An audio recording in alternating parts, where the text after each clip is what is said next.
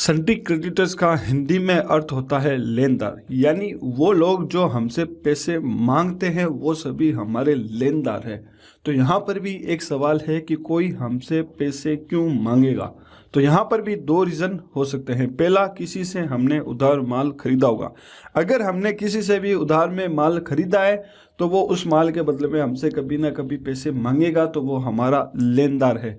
और दूसरा, किसी से हमने रुपए उधार लिए होंगे। अगर किसी से भी हमने रुपए उधार लिए हैं तो वो भी कभी ना कभी वो रुपए वापस मांगेगा, इसलिए वो भी हमारा लेनदार है। तो यहाँ पर भी कई लोग ये सोचते हैं कि किसी से हम अगर उधार रुपए लेते हैं तो उसे अनसिक्योर्ड लोन के ग्रुप में डालेंगे, सन्ड्री क्रेडिटर्स के ग्रुप में क्यों। तो यहाँ पर भी मैं दोबारा बता देता हूँ, अनसिक्योर्ड लोन और सन्ड्री क्रेडिटर्स ग्रुप में फ़र्क होता है। जैसा कि मैंने पिछले चैप्टर में बताया कि लोन उसे कहते हैं जो लंबे समय तक चलता है, जो बड़े अमाउंट में होता है और जिसका ब्याज देना पड़ता है। जबकि उधार का मतलब होता है कि कुछ रुपए कुछ टाइम के लिए उधार लेना। यानी मान लीजिए हमने किसी दोस्त से 20,000 रुपये 15 दिन के लिए उधार लिए, तो इस तरह से जो पैसे लिए जाते हैं उन सभी का लेजर जो है सन्टी क्रेडिटर्स के ग्रुप में बनाया जाता है। ये लोन नहीं है। आप उम्मीद करता हूँ कि आप सभी को समझ में आया होगा। तो अब देखते हैं कि सन्टी क्रेडिटर्स ग्रुप में कौन कौन से लेजर बनते हैं। तो इस ग्रुप के अंडर में दो तरह के लेजर बनाए जाएंगे। पहला, वो जिनसे हम उधार माल लेके आते हैं, और दूसरा वो जिनसे हम उधार रुपए लेके आते हैं। अब वो कोई व्यक्ति हो सकता है, दोस्त हो सकता है, रिश्तेदार हो सकता है, या कोई कंपनी हो सकती है, या कोई फर्म भी हो सकती है। तो ये दो कॉमन लेजर हैं जो इस ग्रुप में बनते हैं। और तीसरी कंडीशन में भी कुछ ऐसे लेजर हो सकते हैं जिनका ग्रुप सन्टी क्रेडिटर्स का ग्रुप होता है। तो अब देखते हैं सन्टी क्रेडिटर्स ग्रुप का नेचर क्या होता है। तो जैसा कि मैंने बताया, सन्टी क्रेडिटर्स का मतलब होता है लेनदार, यानी वो लोग जो हमसे पैसे मांगते हैं। मान लीजिए सोहन हमसे 15,000 रुपये मांगता है, तो हमारे पास सोहन के 15,000 रुपये पड़े हैं जो हमें कभी ना कभी उसे देने हैं। ये हमारी जिम्मेदारी है, यानी लायबिलिटी है। तो इसी बेसिस पर सन्टी क्रेडिटर्स ग्रुप का नेचर लायबिलिटी का होता है। तो दोस्तों, अब हम परचेज की एंट्री करेंगे, और परचेज की एंट्री में तीन ग्रुप काम आएंगे। पहला है सन्टी क्रेडिटर्स, जिसके बारे में मैंने आपको बता दिया है, और दूसरा है परचेज अकाउंट, और तीसरा है ड्यूटीज एंड टैक्सेस। इन दोनों के बारे में मैं आपको आगे बताऊंगा। तो सबसे पहले यहाँ पर मैं नोट्स ओपन कर लेता हूँ, और यहाँ पर ये आप देख सकते हैं एंट्री, यहाँ पर लिखा हुआ सन्टी creditors, purchase account and duties and taxes. यानी परचेज की एंट्री में ये तीनों ही ग्रुप हमारे काम आने वाले हैं। पहली एंट्री है SG E-Mart India private limited से 1 लाख रुपए का माल खरीदा, और यहाँ पे लिखी हुई टैक्सेबल वैल्यू, यानी वो वैल्यू जिस पर टैक्स लगता है, और ये है SGST 9% और CGST 9%, यानी 9% यहाँ पर टैक्स लग रहा है, और टोटल हो गया 1 लाख रुपए। अब यहाँ पर आप देख सकते हैं, मैंने ये नहीं लिखा है कि 1 लाख रुपए में कौन सा आइटम खरीदा है, डायरेक्ट यहाँ पे ये लिख दिया है कि 1 लाख रुपए का माल खरीदा है। तो दोस्तों, इसका मतलब ये है कि ये जो मैंने एंट्री दी है, ये एंट्री अकाउंट्स ओनली की है, अकाउंट्स विद इन्वेंट्री की नहीं है। और अकाउंट्स ओनली और अकाउंट्स विद इन्वेंट्री क्या होता है, ये मैंने चैप्टर 15 में आपको बताया था। अगर आप जानना चाहते हैं तो ये वीडियो देख सकते हैं, जिसकी लिंक इस वीडियो के डिस्क्रिप्शन में आपको मिल जाएगी। तो यहाँ पर मैं टैली ERP9 को ओपन कर लेता हूँ, और किसी भी एंट्री को करने के लिए हम जाएंगे अकाउंटिंग वाउचर में। अब क्योंकि हम यहाँ पर परचेज की एंट्री करनी है, तो हम यहाँ पर वाउचर ओपन करेंगे परचेज का, यानी F9 प्रेस करेंगे, या आप यहाँ पर परचेज पर क्लिक कर सकते हैं। तो यहाँ पर मैंने परचेज का वाउचर ओपन कर लिया है। तो अभी आप देख सकते हैं यहाँ पर नेम ऑफ आइटम लिखा हुआ आ रहा है, यानी अभी इस टैली ERP9 में accounts with inventory features activate है, तो हमें अकाउंट्स ओनली फीचर्स को एक्टिवेट करना पड़ेगा। तो यहाँ पर मैं जैसे ही F11 दबाऊंगा, तो यहाँ पर कुछ इस तरह का फंक्शन मेरे ओपन हो जाएगा, और यहाँ पर आपको पहला नंबर ये ऑप्शन मिल जाएगा, मेंटेन अकाउंट्स ओनली। इसको यस करेंगे। जैसे यस करके इसको सेव करेंगे, सेव करने के लिए कंट्रोल A प्रेस करूंगा, तो आप देख सकते हैं यहाँ पर जो नेम ऑफ आइटम लिखा हुआ था वो अब यहाँ पर हट गया है, यहाँ पर अब पर्टिकुलर लिखा हुआ है, यानी अब हमारा अकाउंट्स ओनली फीचर्स जो है एक्टिवेट हो चुका है। तो देखिए, हमें यहाँ पर डेट से और बिल नंबर से कोई भी मतलब नहीं है, अभी हम केवल लेजर बनाना और एंट्री करना सीख रहे हैं। तो यहाँ पर मैं कुछ भी इनवॉइस नंबर डाल देता हूँ, 1 2 3 एंटर एंड एंटर। अब पार्टी अकाउंट नेम, यानी आपने किस पार्टी से माल खरीदा है, तो यहाँ पर मैं Alt+C प्रेस करूंगा, और यहाँ पर लिखूंगा मैं SG E-Mart India private limited. तो पिछली बार जब हमने लेजर बनाया था तब इसके आगे ये लिख दिया था कि सिक्योरिटी डिपॉजिट, यानी हमने SG mart India private limited को सिक्योरिटी डिपॉजिट की है। अब हम इससे माल खरीद रहे हैं तो इतना ही लिख देंगे, इस पार्टी का नाम SG mart India private limited, और यहाँ पर हम डाल देंगे सन्ड्री क्रेडिटर्स, यानी जिस पार्टी से हम माल खरीदते हैं वो हमारी लेनदार है, वो माल के बदले में हमसे पैसे लेगी। तो सन्ड्री क्रेडिटर्स का ग्रुप यहाँ पर आपको सिलेक्ट करना है और यहाँ पर आपको करना है नो, इसको मैं कर दूंगा एंटर एंड एंटर। यहाँ पर इस पार्टी का आप एड्रेस डाल सकते हैं SG mart India private limited का, मैं यहाँ पर कुछ भी नहीं डाल रहा हूँ, एंटर करूंगा, enter enter enter and enter. और रजिस्ट्रेशन टाइप अगर इसके पास जीएसटी नंबर है तो रेगुलर आएगा, जीएसटी नंबर नहीं है तो अनरजिस्टर्ड आएगा। तो जैसे यहाँ पे मैं एक बार रेगुलर डाल देता हूँ और कोई भी जीएसटी नंबर नहीं डाल रहा हूँ, एंटर करूंगा, एंटर एंटर एंड एंटर। तो यहाँ पर इस पार्टी का आप देख सकते हैं लेजर बन चुका है, SG mart India private limited का यहाँ पर लेजर बन चुका है। तो अब हम यहाँ पर परचेज की एंट्री कर रहे हैं, तो अब हमें यहाँ पर टेली को बताना है कि आप क्या परचेज कर रहे हो या किस तरह की परचेज कर रहे हो। तो उससे पहले हम ये देख लेते हैं कि परचेज अकाउंट क्या होता है और उसके अंदर कौन कौन से लेजर बनते हैं, उसके बाद में हम यहाँ पर परचेज का लेजर बनाएंगे।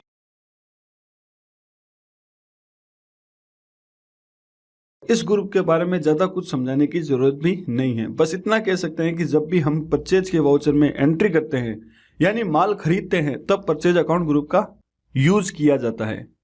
लेकिन यहाँ पर मैं आपको इतना जरूर बताना चाहूंगा कि परचेज अकाउंट का ग्रुप तो एक ही होता है, लेकिन इस ग्रुप के अंडर में बनने वाले लेजर कई तरह के हो सकते हैं, जो डिपेंड करता है इन बातों पर। पहला, जो माल आपने खरीदा उस पर जीएसटी लगता है या नहीं लगता। दूसरा, खरीदा गया माल आपने सेल्फ स्टेट से खरीदा है या अदर स्टेट से। तीसरा, माल रजिस्टर्ड फर्म से खरीदा है या अनरजिस्टर्ड फर्म से।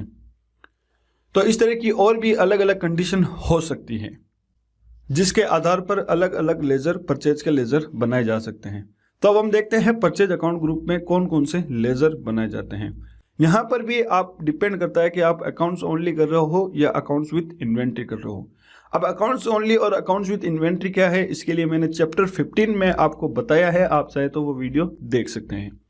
तो अगर आप अकाउंट्स विद इन्वेंट्री मेंटेन कर रहे हैं तो कुछ इस तरह से लेजर बनते हैं। पहला, परचेज जीएसटी। दूसरा, परचेज आईजीएसटी। तीसरा, परचेज एग्जम्प्ट। चौथा, परचेज इंटर स्टेट एग्जम्प्ट। अब ये परचेज कौन सी है, इनके लेजर किस तरह बनते हैं और एंट्रीज किस तरह होती है, ये पहले से ही मैं बता चुका हूं। तो ये 4 अलग अलग परचेज के लेजर हैं, लेकिन इनका ग्रुप एक ही है, वो है परचेज अकाउंट। और अगर आप अकाउंट ओनली मेंटेन कर रहे हैं तो लेजर कुछ इस तरह से बनते हैं। पहला, परचेज जीएसटी @00%। दूसरा, परचेज जीएसटी @5%। तीसरा, परचेज जीएसटी @12%। चौथा, परचेज जीएसटी @18%। और पांचवा, परचेज जीएसटी @28%। तो ये भी परचेज के 5 अलग अलग लेजर हैं, लेकिन इनका ग्रुप एक ही है, वो है परचेज अकाउंट। अब ये लेजर कैसे बनते हैं, कब बनाए जाते हैं और किस तरह से एंट्री होती है, ये हम आगे चल के जरूर सीखेंगे। और इनके अलावा भी दूसरे परचेज के लेजर होते हैं जो परचेज अकाउंट के ग्रुप में बनाए जाते हैं, लेकिन ये लेजर जो है कॉमन लेजर है, ज्यादा यूज किए जाने वाले लेजर हैं।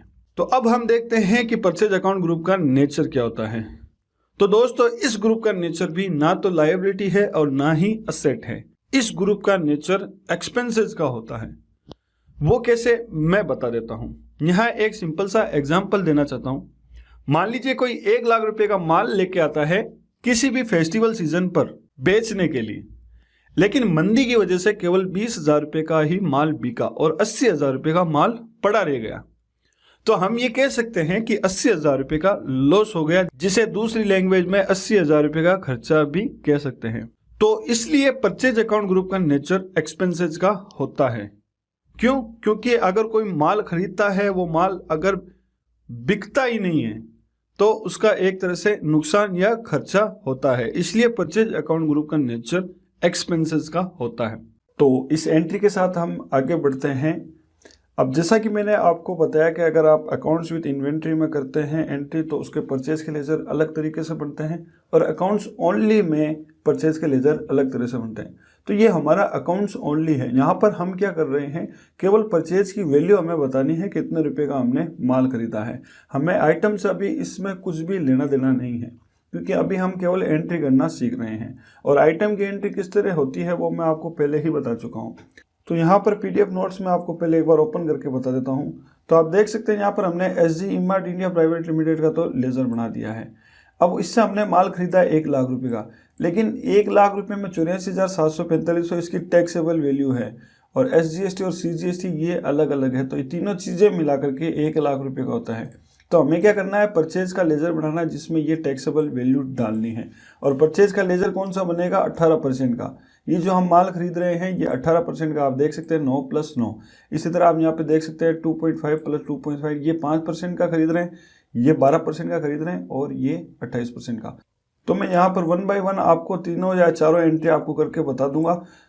तो शुरू करते हैं। सबसे पहले हम क्या करेंगे, परचेज का लेज़र बनाएंगे और परचेज का लेज़र बनेगा कुछ इस तरह से।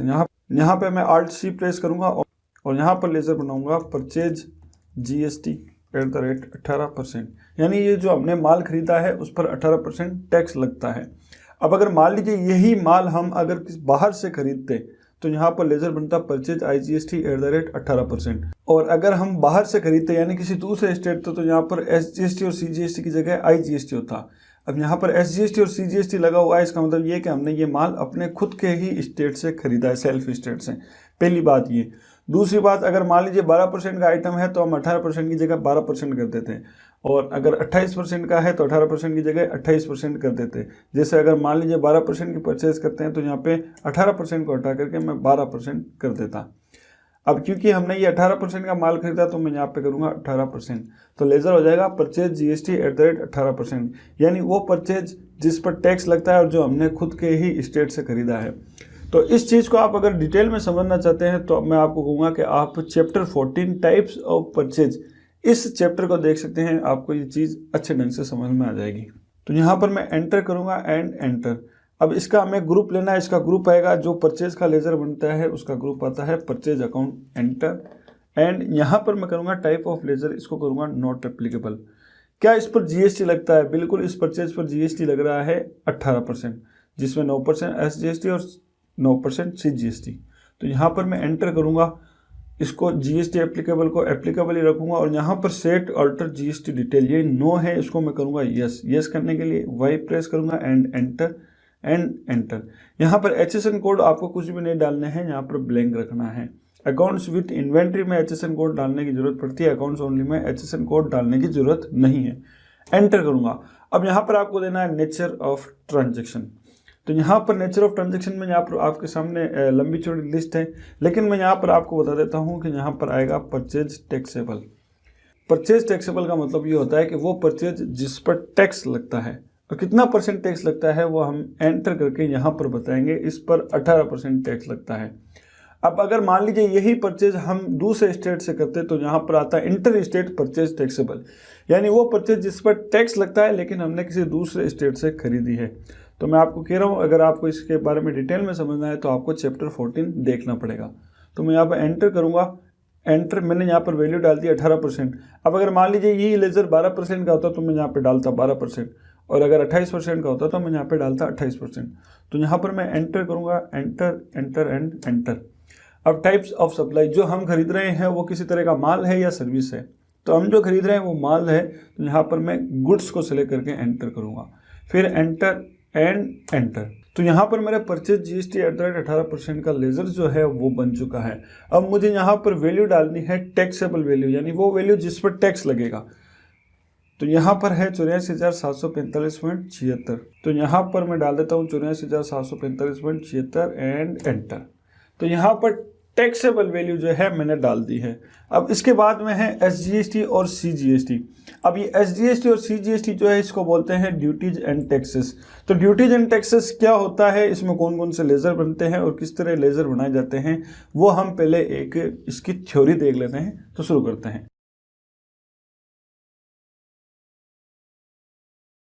तो दोस्तों, जैसा कि इस ग्रुप के नाम में ही टैक्स जुड़ा हुआ है, तो इसके नाम से ही पता चलता है कि ये ग्रुप परचेज, सेल या सर्विस में लगने वाले टैक्स से जुड़ा हुआ है।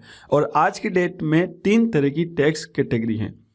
पहला GST यानी गुड्स एंड सर्विस टैक्स, जिन आइटम पर 5%, 12%, 18% या 28% GST लगता है, परचेज हो चाहे सेल हो।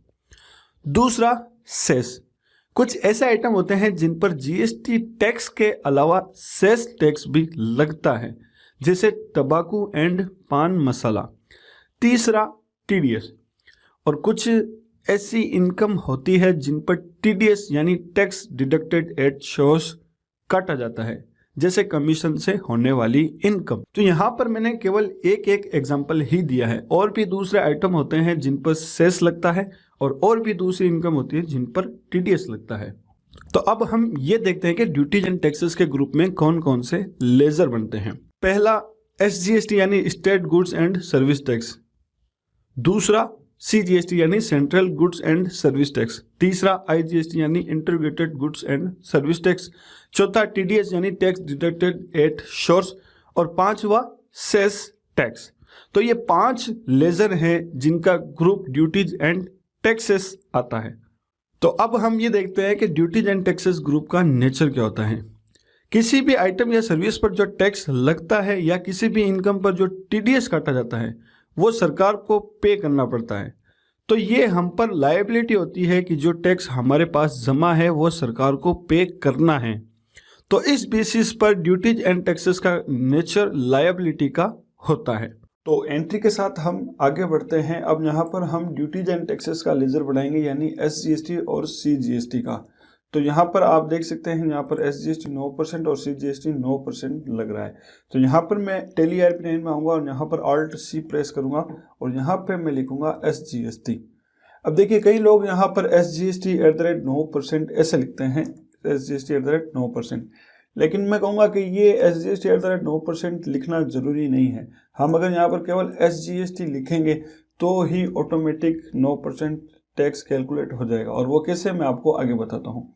एंटर करेंगे एंड एंटर।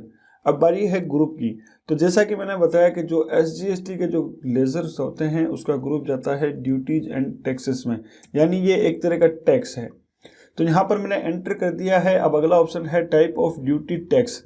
तो ये हमारा टाइप ऑफ टैक्स है, जीएसटी टैक्स टाइप है। तो यहाँ पर हम जीएसटी को सेलेक्ट करेंगे और एंटर करेंगे। और अगला फिर पूछ रहा है टैक्स टाइप। तो यहाँ पर 4 ऑप्शन है, central tax, cess tax, integrated tax और स्टेट टैक्स। तो यहाँ पर SGST का मतलब होता है स्टेट टैक्स, एस का मतलब होता है स्टेट, GST का मतलब होता है गुड्स एंड सर्विस टैक्स यानी स्टेट टैक्स। तो यहाँ पर मैं स्टेट टैक्स को सिलेक्ट करूँगा और एंटर करूँगा। अब यहाँ पर लिखा हुआ परसेंटेज ऑफ कैलकुलेशन, यानी आपको कितना % टैक्स लगाना है। तो यहाँ पर लिखा हुआ है SGST 9%। तो यहाँ पर आपको कुछ भी नहीं लिखना है, 0 का 0 ही रखना है। उसका रीज़न क्या है मैं आपको आगे बताता हूँ। यहाँ पर एंटर करेंगे और राउंडिंग मेथड को इसको करेंगे not applicable, enter enter and enter. तो आप देख सकते हैं यहाँ पर टैक्स मेरा जो है ऑटोमेटिक कैलकुलेट हो चुका है 7627.12। तो क्योंकि हमने जब इसका लेजर बनाया है यहाँ पर कुछ डाला ही नहीं है, परसेंटेज ऑफ कैलकुलेशन 0% डाली है, फिर भी ऑटोमेटिक टैक्स कैसे कैलकुलेट हो गया, तो उसका मैं आपको रीज़न बताता हूँ। उसका रीज़न ये है कि हमने ये जो लेजर बनाया था परचेज GST @ 18%, इसमें हमने डाला था कि इस लेजर पर 18% टैक्स लगता है। तो उसके हिसाब से ऑटोमेटिक यहाँ पर SGST 9% ऑटोमेटिक आ गया है। तो अब अगर मान लीजिए यहाँ पर परचेज GST @ 12% होता तो यहाँ पर 12% टैक्स ऑटोमेटिक कैलकुलेट हो जाता, यानी 6 + 6। और अगर यहाँ पर परचेज GST @ 28% होता तो ऑटोमेटिक SGST और CGST कैलकुलेट हो जाएगा। तो मैं आपको ये आगे बताऊंगा अभी एंट्री करके। तो फिलहाल यहाँ पे मैं एंटर करूंगा और CGST का ओल्ड लेजर यहाँ पे बढ़ाऊंगा। तो Alt C प्रेस करूंगा और यहाँ पे टाइप करूंगा CGST, एंटर एंड एंटर। इसका भी ग्रुप हो जाएगा ड्यूटीज एंड टैक्सेस, एंटर। और टाइप्स ऑफ टैक्स यहाँ पर आ जाएगा GST। और टैक्स टाइप अब जो हमें लेना है वो है सेंट्रल टैक्स। S का मतलब होता है स्टेट टैक्स और C का मतलब होता है सेंट्रल टैक्स और IGST का मतलब होता है इंटीग्रेटेड टैक्स। तो यहाँ पर मैं सेंट्रल टैक्स लूंगा, CGST के लिए एंटर और परसेंटेज ऑफ कैलकुलेशन 0 रखूंगा, enter. Rounding method not applicable, enter enter and enter. तो आप देख सकते हैं यहाँ पर मेरा ऑटोमेटिक SGST और CGST कैलकुलेट हो चुका और यहाँ पर नीचे टोटल वैल्यू हमारी परचेज की हो गई है 1 लाख रुपए। तो इस एंट्री का सिंपल सा मतलब हो गया SG mart India private limited से हमने 1 लाख रुपए का माल खरीदा। तो यहाँ पर मैं इस एंट्री को कर दूंगा save, enter enter and enter. अब यहाँ पर आप नरेशन में चाहे तो डाल सकते हैं goods purchase from SG mart India private limited. तो यहाँ पर मैं एंटर करके इस एंट्री को कर दूंगा सेव। तो आप देख सकते हैं यहाँ पर एक परचेज की एंट्री में 3 ग्रुप काम आए, एक तो सन्ड्री क्रेडिटर्स का, दूसरा परचेज अकाउंट का और तीसरा है ड्यूटीज एंड टैक्सेस, ये जो हमने एसजीएसटी और सीजीएसटी के लेजर बनाए हैं वो। तो यहाँ पर मैं एंटर करके इस एंट्री को कर देता हूँ सेव। अब मैं यहाँ पर आपको दूसरी एंट्री और करके बता देता हूँ। आगे लिखा हुआ लार्सन एंड कंपनी से 50,000 रुपये का माल खरीदा, तो यहाँ पर कुछ भी इनवॉइस नंबर में डाल देता हूँ 145 एंटर एंड एंटर। अब पार्टी अकाउंट नेम, आपने किस पार्टी से माल खरीदा है। अगर हमने एसजी मार्ट से फिर खरीदा होता तो यहाँ पर इस कंपनी को सेलेक्ट कर लेते, दोबारा लेजर बनाने की जरूरत नहीं है। अब क्योंकि नई कंपनी है तो नया लेजर बनाएंगे आर्ट सी, और यहाँ पे टाइप करता हूँ Larsen and company, enter and enter. अब लार्सन एंड कंपनी लेनदार है क्योंकि हम इससे माल खरीद रहे हैं और माल के बदले में ये हमसे पैसे लेगी। तो यहाँ पर मैं लेजर लूंगा sundry creditors, enter enter and enter. यहाँ पर मैं एड्रेस चाहे तो डाल सकता हूँ, अभी मैं नहीं डाल रहा हूँ तो इसको यहीं पर सेव कर देता हूँ, कंट्रोल ए। तो यहाँ पर लार्सन एंड कंपनी का लेजर मैंने बना दिया है। अब बनाऊंगा परचेज का लेजर। उससे पहले मैं ये देखूंगा कि ये जो मैं परचेज कर रहा हूँ वो कितने परसेंट की है। तो यहाँ पर परचेज जो है वो 5% की है, पहली बात ये। दूसरी बात, इस पर देखूंगा कि एसजीएसटी लगता है या आईजीएसटी लगता है। तो यहाँ पर एसजीएसटी और सीजीएसटी लग रहा है। तो यहाँ पर मैं परचेज का लेजर कुछ इस तरह से बनाऊंगा, आल्ट सी परचेज जीएसटी @5%। अब अगर मान लीजिए इस पर 12% लगता तो मैं यहाँ कर देता 12%, 28% लगता तो मैं यहाँ पे कर देता 28%। और अगर मान लीजिए ये परचेज मैंने किसी दूसरे स्टेट से की होती तो मैं यहाँ पे लेजर बनाता परचेज आईजीएसटी @5%। यानी इसका मतलब ये होगा कि ऐसी परचेज जिस पर 5% का टैक्स लगता है और जो मैंने किसी दूसरे स्टेट से परचेज की है। तो फिलहाल मैं यहाँ पे कर देता हूँ परचेज जीएसटी @5%, एंटर करूंगा और एंटर।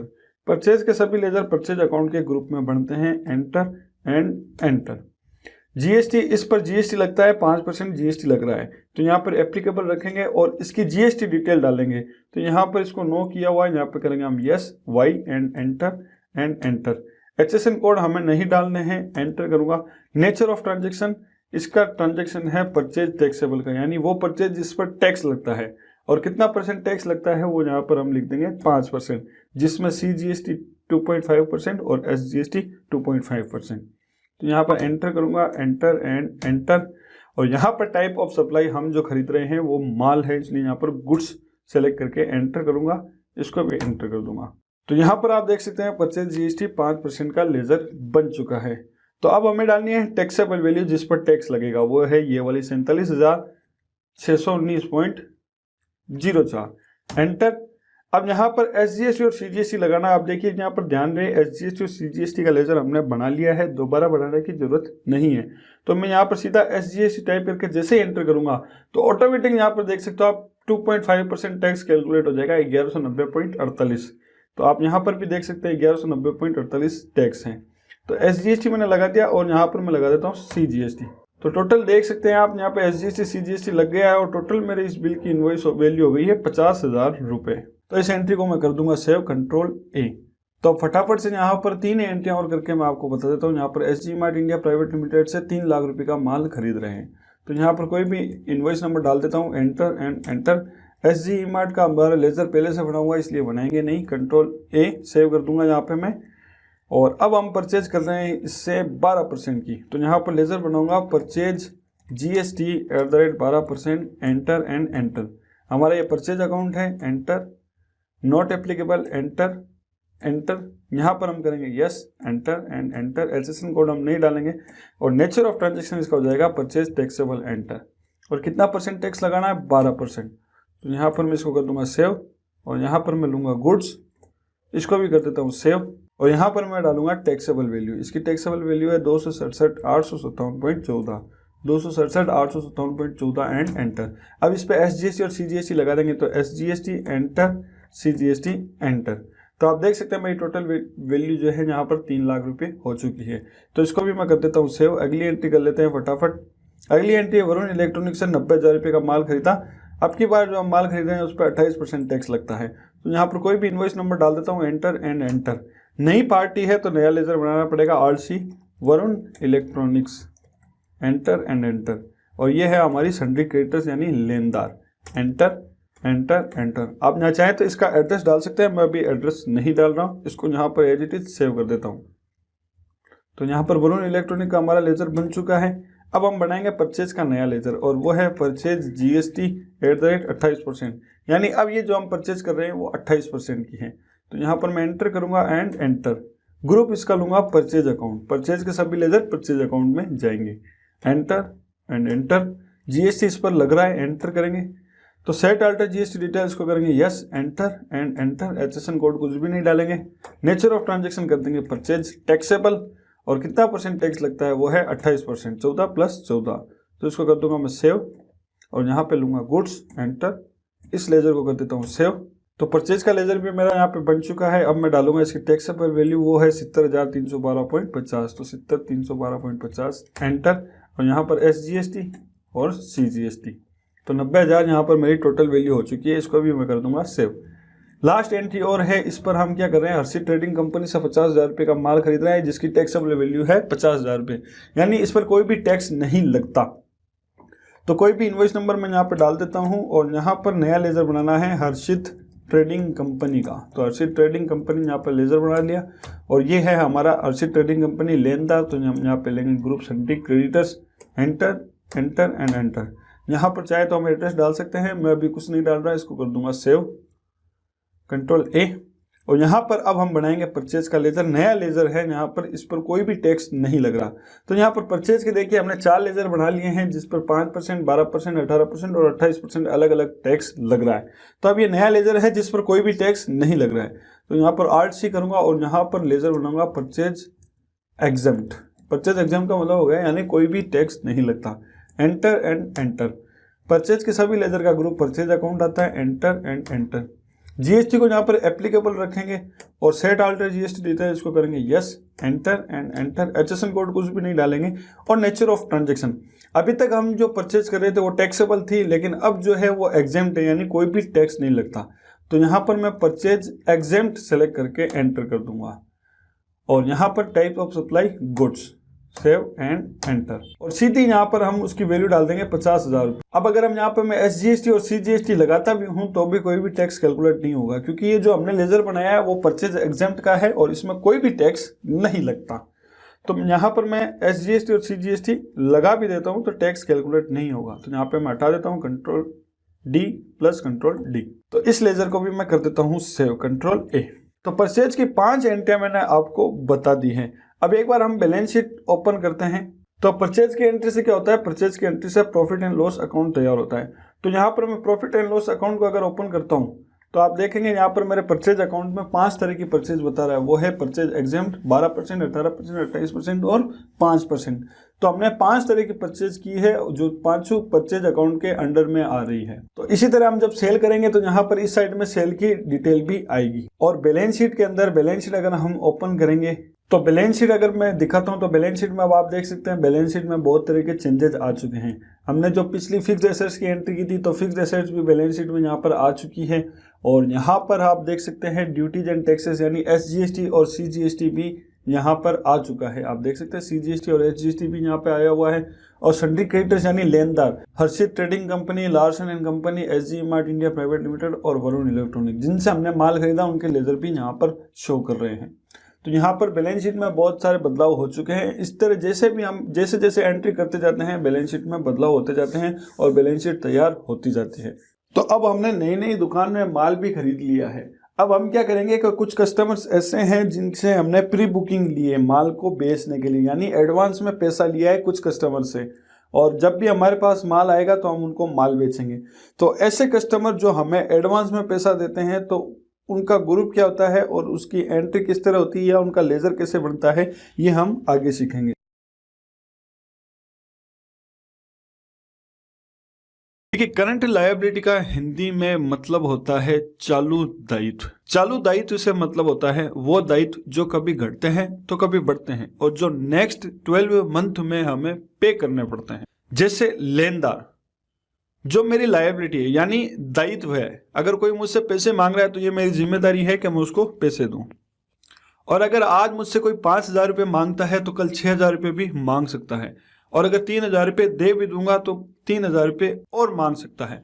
तो इस तरह जो हमारे लेनदार होते हैं वो कभी घटते हैं और कभी बढ़ते हैं, और हमारी ये जिम्मेदारी होती है कि जल्द से जल्द हम जो भी लेनदार हैं उनको रुपये दे दें, चाहे 1 महीने में दें, चाहे 2 महीने में दें या फिर 3 महीने में दें। तो ऐसे सभी दायित्व जो घटते हैं या बढ़ते रहते हैं वो चालू दायित्व कहलाते हैं, और जिन दायित्व को आज नहीं तो कल चुकाना ही पड़ता है वो सभी करंट लायबिलिटी कहलाते हैं। तो अब देखते हैं कि करंट लायबिलिटी के ग्रुप में कौन कौन से लेजर बनते हैं। तो दोस्तों यहाँ पर भी करंट लायबिलिटी में कोई भी लेजर बनाने की जरूरत नहीं है। करंट लायबिलिटी के अंडर में जो सब ग्रुप आते हैं उन ग्रुप के अंदर लेजर बनते हैं, जिनके बारे में हम अभी तक सीख चुके हैं। जैसे पहला सन्ड्री क्रेडिटर्स, लेनदार। लेनदार कभी घटते हैं तो कभी बढ़ते हैं, और लेनदारों को जो भी है पैसा हमें चुकाना पड़ता है, चाहे 1 महीने में चुकाएं, चाहे 2 महीने में, चाहे 3 महीने में। तो सन्ड्री क्रेडिटर्स जो है वो हमारी करंट लायबिलिटी है, और जो भी लेजर बनेंगे सन्ड्री क्रेडिटर्स के ग्रुप में बनेंगे। इसी तरह अगला है ड्यूटीज एंड टैक्सेस। तो जो सरकार को हमें जीएसटी पे करना है वो भी कभी घटता है कभी बढ़ता है, और ड्यूटीज एंड टैक्सेस के अंदर भी जो लेजर बनते हैं वो हमारी करंट लायबिलिटी है। इसी तरह कस्टमर्स एडवांस डिपॉजिट, अगर हमने किसी कस्टमर से एडवांस में पैसे लिए हुए हैं और जो भी पैसा कस्टमर से एडवांस में लिया हुआ है वो हम पर लायबिलिटी है, या तो वो पैसा हम उसको वापस रिटर्न करें या उन पैसों के बदले में जो भी माल उस कस्टमर को देना है वो माल दे दें। तो कस्टमर्स एडवांस डिपॉजिट भी करंट लायबिलिटी है। तो दोस्तों आपको जो भी लेजर बनाने हैं वो सब ग्रुप में बनाने हैं। करंट लायबिलिटी के ग्रुप में कोई भी लेजर बनाने की जरूरत नहीं है। फिर भी कुछ ऐसे लेजर हो सकते हैं जिनका ग्रुप करंट लायबिलिटी लिया जाता है। अब देखते हैं करंट लायबिलिटी ग्रुप का नेचर क्या होता है। तो यहाँ पर भी मुझे लगता है कि आपको किसी को भी बताने की जरूरत नहीं है, क्योंकि इस ग्रुप के नाम में ही लायबिलिटी जुड़ा हुआ है, और अब तक हमने जो भी समझा है उसमें ये साफ पता चलता है कि यहाँ पर उन रुपयों की बात हो रही है जो हमें किसी ना किसी को देने हैं। तो इस बेसिस पर करंट लायबिलिटी ग्रुप का नेचर लायबिलिटी का होता है। तो दोस्तों अब हम एंट्री करेंगे जिसमें कुछ कस्टमर्स हमें एडवांस में पेमेंट दे रहे हैं, यानी प्री बुकिंग दे रहे हैं कि आप हमसे प्री बुकिंग लीजिए और आपका माल जब भी आता है तो हम उसको खरीदेंगे। तो अब प्री बुकिंग की एंट्री हम यहाँ पर करेंगे, यानी अगर किसी कस्टमर से एडवांस में पैसा जमा होता है तो उसकी एंट्री कैसे की जाती है वो अब हम आगे सीखेंगे। तो यहाँ पर नोट्स में ओपन कर लेता हूँ, लिखा हुआ है गौरव से 8,000 रुपये नगद एडवांस में प्राप्त हुए। तो गौरव से हमें 8,000 रुपये प्राप्त हो रहे हैं, वो भी नगद में और वो भी एडवांस। तो इसकी एंट्री कैसे होगी वो हम देखते हैं।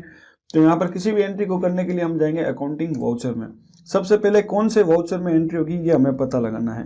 तो यहाँ पर क्या हो रहा है, गौरव से 8,000 रुपये नगद प्राप्त हो रहे हैं, यानी हमारे बिजनेस में पैसे आ रहे हैं। अब वो पैसे चाहे नगद आए या फिर किसी भी बैंक के थ्रू आए, जब भी बिजनेस में पैसे आते हैं उसकी एंट्री रिसिप्ट के वाउचर में होती है। तो यहाँ पर मैं F6 प्रेस करूंगा, रिसिप्ट का वाउचर ओपन कर लूंगा। अब हमें बताना टैली ERP9 को कि आपके पास पैसे कहाँ से आ रहे हैं। तो यहाँ पर मैं Alt+C प्रेस करूंगा और यहाँ पर मैं लेजर बना दूंगा एडवांस फ्रॉम गौरव, यानी गौरव से मुझे एडवांस मिल रहे हैं। तो इस तरह का कुछ लेजर बना दूंगा, एंटर करूंगा एंड एंटर। तो यहाँ पर अब हम ग्रुप की बात करते हैं। ग्रुप के बारे में मैं आपको ऑलरेडी बता चुका हूँ, लेकिन एक बार फिर बता देता हूँ। जिस कस्टमर से हम एडवांस में पैसा लेते हैं तो उस कस्टमर से हमने जिस वजह से एडवांस में पैसे लिए हैं वो हमें उसको देना पड़ेगा। यानी मान लीजिए अगर ये गौरव है, मुझे माल के बदले में एडवांस पैसा देता है तो हमें उसे माल देना पड़ेगा। जब भी हमारे पास माल आ जाएगा तो हमें गौरव को फ़ोन करके बोलना पड़ेगा कि आपका माल आ चुका है, आप ले जा सकते हैं। या फिर अगर हम उसको माल नहीं भी दे पाते हैं तो जो गौरव ने हमें एडवांस में पैसा दिया है वो हमें वापस लौटाना पड़ेगा। इसलिए ये हम पर लायबिलिटी है और इस लायबिलिटी को बोलते हैं करंट लायबिलिटी। तो यहाँ पर करंट लायबिलिटी का जो ग्रुप है वो सिलेक्ट करके एंटर करूँगा। और आप यहाँ चाहें तो गौरव का एड्रेस लिख सकते हैं, मैं कुछ भी नहीं डाल रहा है इसको। यहीं पर मैं लेजर को कर देता हूँ सेव, एंटर एंड एंटर। तो अब गौरव से कितने रुपए हमें एडवांस में प्राप्त हो रहे हैं वो हैं 8,000 रुपये। तो यहाँ 8,000 रुपये डाल करके एंटर करूँगा एंड एंटर। अब ये पैसा कैश आ रहा है या बैंक में आ रहा है, यहाँ पर मुझे ये पैसे कैश मिल रहे हैं तो यहाँ पर मैं कैश का लेजर सेलेक्ट करके एंटर करूँगा। तो इतनी सिंपल सी ये हमारी एंट्री है। अब हम देखते हैं कि ये डेबिट एंड क्रेडिट नियम के अकॉर्डिंग है या नहीं है। तो सबसे पहला लेजर है एडवांस फ्रॉम गौरव, यानी गौरव से हमें एडवांस मिला है जिसका नेचर है लायबिलिटी का, यानी ये हम पर लायबिलिटी है कि गौरव ने जो हमें एडवांस पैसा दिया या तो उस पैसे के बदले में उसको माल दें या फिर अगर हम माल नहीं दे पाते हैं तो उसको पैसा वापस रिटर्न कर दें। तो ये है हमारी लायबिलिटी। और दूसरा लेजर है कैश, यानी कैश जो है वो हमारी संपत्ति है। तो गौरव हमें पैसा दे रहा है तो हमारी संपत्ति बढ़ रही है। तो एक तरफ लायबिलिटी भी बढ़ रही है और दूसरी तरफ संपत्ति भी बढ़ रही है। और नियम ये कहता है कि लायबिलिटी जब बढ़ती है तो क्रेडिट करो और संपत्ति जब बढ़ती है तो डेबिट करो। तो यहाँ पर डेबिट एंड क्रेडिट नियम के अकॉर्डिंग भी हमारी एंट्री एकदम सही है। तो यहाँ पे मैं करूंगा एंटर और नरेशन में आप चाहे तो लिख सकते हैं advance payment received from Gaurav for goods. तो यहाँ पर मैं कुछ भी नहीं लिख रहा, एंटर कर दूंगा एंड एंटर। तो एक एंट्री हो चुकी है। इसी तरह हम दूसरी एंट्री करेंगे, सतीश से 9,000 रुपये नगद एडवांस प्राप्त हुए। तो यहाँ पे फिर आऊंगा Alt C और यहाँ पे लिखूंगा एडवांस फ्रॉम सतीश, यानी अब की बार हमें सतीश से एडवांस में पैसा मिल रहा है। Enter and enter. ये भी हमारी करंट लायबिलिटी है तो करंट लायबिलिटी का ग्रुप लेंगे, एंटर एंड एंटर। इसको कर देंगे सेव, कंट्रोल A। कितना रुपया एडवांस आ रहा है इससे? 9,000 रुपये। तो 9,000 एंड एंटर। और ये पैसा हमें कैसे मिल रहा है? ये भी हमें मिल रहा है कैश। तो यहाँ पर मैं लूंगा कैश एंड एंटर। फिर करूंगा एंटर और यहाँ पर नरेशन आप चाहे तो डाल सकते हैं। मैं इसको कर देता हूँ सेव, कंट्रोल A से। अगले एंट्री और कर देता हूँ, रविंदर से 7,500 रुपये नगद एडवांस प्राप्त हुए। तो यहाँ पर Alt C करके लिखूंगा advance from Ravinder, enter and enter. ये भी हमारी करंट लायबिलिटी है। और यहाँ पर आप चाहे तो इसका एड्रेस डाल सकते हैं। मैं कर दूंगा सेव, कंट्रोल A। और इससे अब की बार आ रहे हैं 7,500 रुपये, एंटर एंड एंटर। और ये भी हमें मिल रहे हैं कैश। तो यहाँ पर मैं कैश डाल दूंगा। अगर ये मुझे बैंक में प्राप्त होते तो यहाँ पर मैं कर देता HDFC बैंक करंट अकाउंट। तो ये भी हमें कैश मिल रहे हैं तो कैश का लेजर सेलेक्ट करके एंटर कर दूंगा। तो एंटर करूंगा, नरेशन डालना चाहे तो डाल सकते हैं, वरना इस एंट्री को मैं कर दूंगा यहीं पर सेव, यानी कंट्रोल A।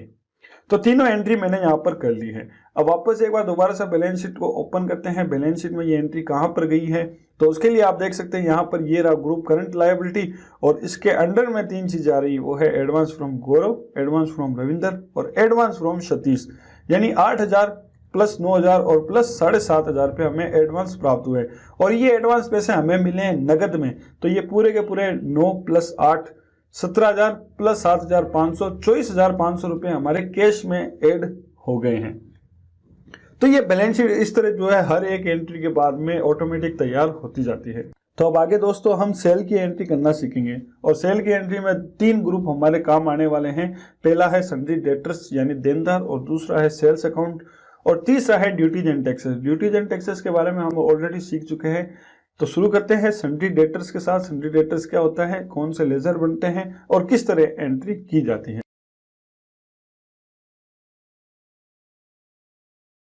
तो सन्ड्री डेटर्स का हिंदी में अर्थ होता है देनदार, यानी वो लोग जो हमें पैसा देंगे वो सभी हमारे देनदार हैं। लेकिन यहाँ पर एक सवाल है कि कोई हमें पैसा क्यों देगा? तो उसके 2 रीज़न हो सकते हैं।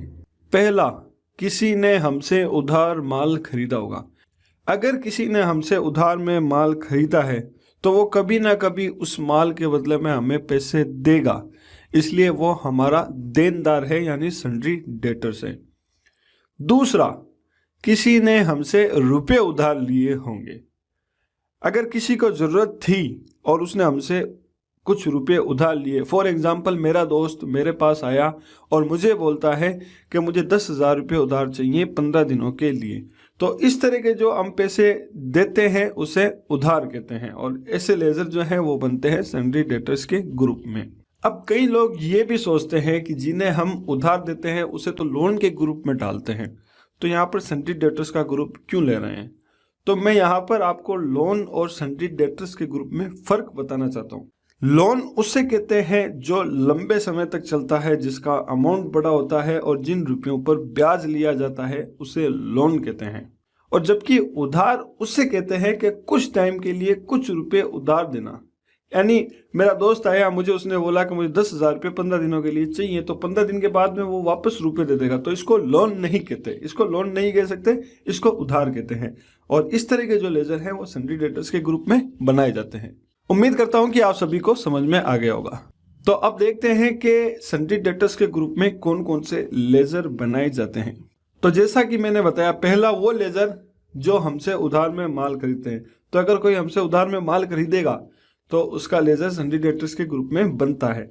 और दूसरा, वो जो हमसे उधार रुपए लेकर के जाते हैं, उनका लेजर भी सन्ड्री डेटर्स के ग्रुप में बनता है। अब चाहे वो कोई आदमी हो, चाहे कोई कंपनी हो, कोई दोस्त हो, कोई रिश्तेदार हो, कोई भी वो हो सकता है, किसी का भी नाम हो सकता है, किसी कंपनी का नाम हो सकता है। तो ये दो कॉमन लेजर हैं जो सन्डी डेटर्स के ग्रुप में बनते हैं, और दूसरे भी लेजर हो सकते हैं जो इस ग्रुप में बनाए जाते हैं। तो आप देखते हैं सन्डी डेटर्स ग्रुप का नेचर क्या होता है। जैसा कि मैंने बताया, सन्डी डेटर्स का मतलब होता है देनदार, यानी वो लोग जिनसे हम पैसे मांगते हैं। मान लीजिए रोहन से हम 15,000 रुपये मांगते हैं, तो रोहन के पास जो 15,000 रुपये पड़े हैं वो हमारे पैसे हैं, हमारी संपत्ति है, जो हम कभी ना कभी उससे मांगेंगे। तो इस बेसिस पर सन्डी डेटर्स ग्रुप का नेचर असेट्स का होता है, यानी वो हमारी संपत्ति है। तो दोस्तों अगली एंट्री की तरफ बढ़ते हैं, और जैसा कि मैंने आपको बताया सन्डी डेटर्स ग्रुप के बारे में, तो सन्डी डेटर्स का ग्रुप कब कब बनता है और कैसे कैसे बनाया जाता है वो अब हम देखेंगे। तो सेल्स की एंट्री हम यहाँ पर करेंगे, उसके लिए अकाउंटिंग वाउचर में जाएंगे, और यहाँ पर मैं नोट्स ओपन करता हूँ। आप देख सकते हैं यहाँ पर लिखा हुआ sundry debtors and sales account. तो दो नए ग्रुप के बारे में हम सीखने वाले हैं। तो यहाँ पर लिखा हुआ गौरव को 25,000 रुपये का माल बेचा, और जिसकी टैक्सेबल वैल्यू है 21,186.44। इस पर SGST लगता है 9%, CGST लगता है 9%, और टोटल वैल्यू इस तरह हो जाती है 25,000 रुपये। तो यहाँ पर सेल्स की एंट्री करनी है। सेल्स का वाउचर ओपन करेंगे F8 प्रेस करके। सेल्स का वाउचर यहाँ पर ओपन हो गया है। फिलहाल मैं यहाँ पे कोई भी इनवॉइस नंबर डाल रहा हूँ, जैसे 001 एंड एंटर। अब यहाँ पर उस पार्टी का आपको नाम देना है जिस पार्टी को आपने माल बेचा है। मैंने यहाँ पे माल बेचा है गौरव को, तो यहाँ पर आप देख सकते हैं गौरव को मैंने माल बेचा। लेकिन उससे पहले मैं आपको बता देता हूँ, इससे पहली एंट्री में हमने देखा था गौरव से 8,000 रुपये नगद एडवांस प्राप्त हुए। तो देखिए यहाँ पर ये जो लेजर था ये बना था करंट लायबिलिटी का, और ये जो लेजर बनेगा वो बनेगा सन्डी डेटर्स का। तो यहाँ पर नया लेजर बनाना पड़ेगा, लेकिन जो हमने एंट्री करंट लायबिलिटी की है तो उसका क्या होगा वो मैं आपको एंड में चल करके बताऊंगा। अभी हम क्या करेंगे, नया लेजर बनाएंगे RC करके, और यहाँ पर लेजर बनेगा गौरव। गौरव हमारा देनदार है, ये हमसे माल खरीदा है, तो माल के बदले में पैसे देगा। तो कुछ पैसे हम इससे ऑलरेडी ले चुके हैं और कुछ पैसे हमें और लेने बाकी रहेंगे, इसलिए यहाँ पर इसका एक नया लेजर बनाएंगे, और यहाँ पर इसका ग्रुप ले लेंगे सन्डी डेटर्स, यानी देनदार। ये हमारा देनदार है, और इसको इस ऑप्शन को मैं फिलहाल कर दूंगा no, maintain balance bill by bill, इसको करूंगा नो, एंटर एंड एंटर। तो यहाँ पर मैं चाहूँ तो गौरव का एड्रेस डाल सकता हूँ, जो भी गौरव का एड्रेस है। फिलहाल मैं यहाँ पे कुछ भी नहीं डाल रहा, कंट्रोल A करके इस लेजर को कर देता हूँ सेव। तो आप देख सकते हैं यहाँ पर मेरे गौरव का लेजर जो है वो बन चुका है, इसको भी मैं कर देता हूँ सेव। अब हमें बनाना है सेल्स का लेजर। तो सेल्स का लेजर बनाने से पहले देखते हैं कि सेल्स अकाउंट होता क्या है और उसमें किस किस तरह के लेजर बनते हैं।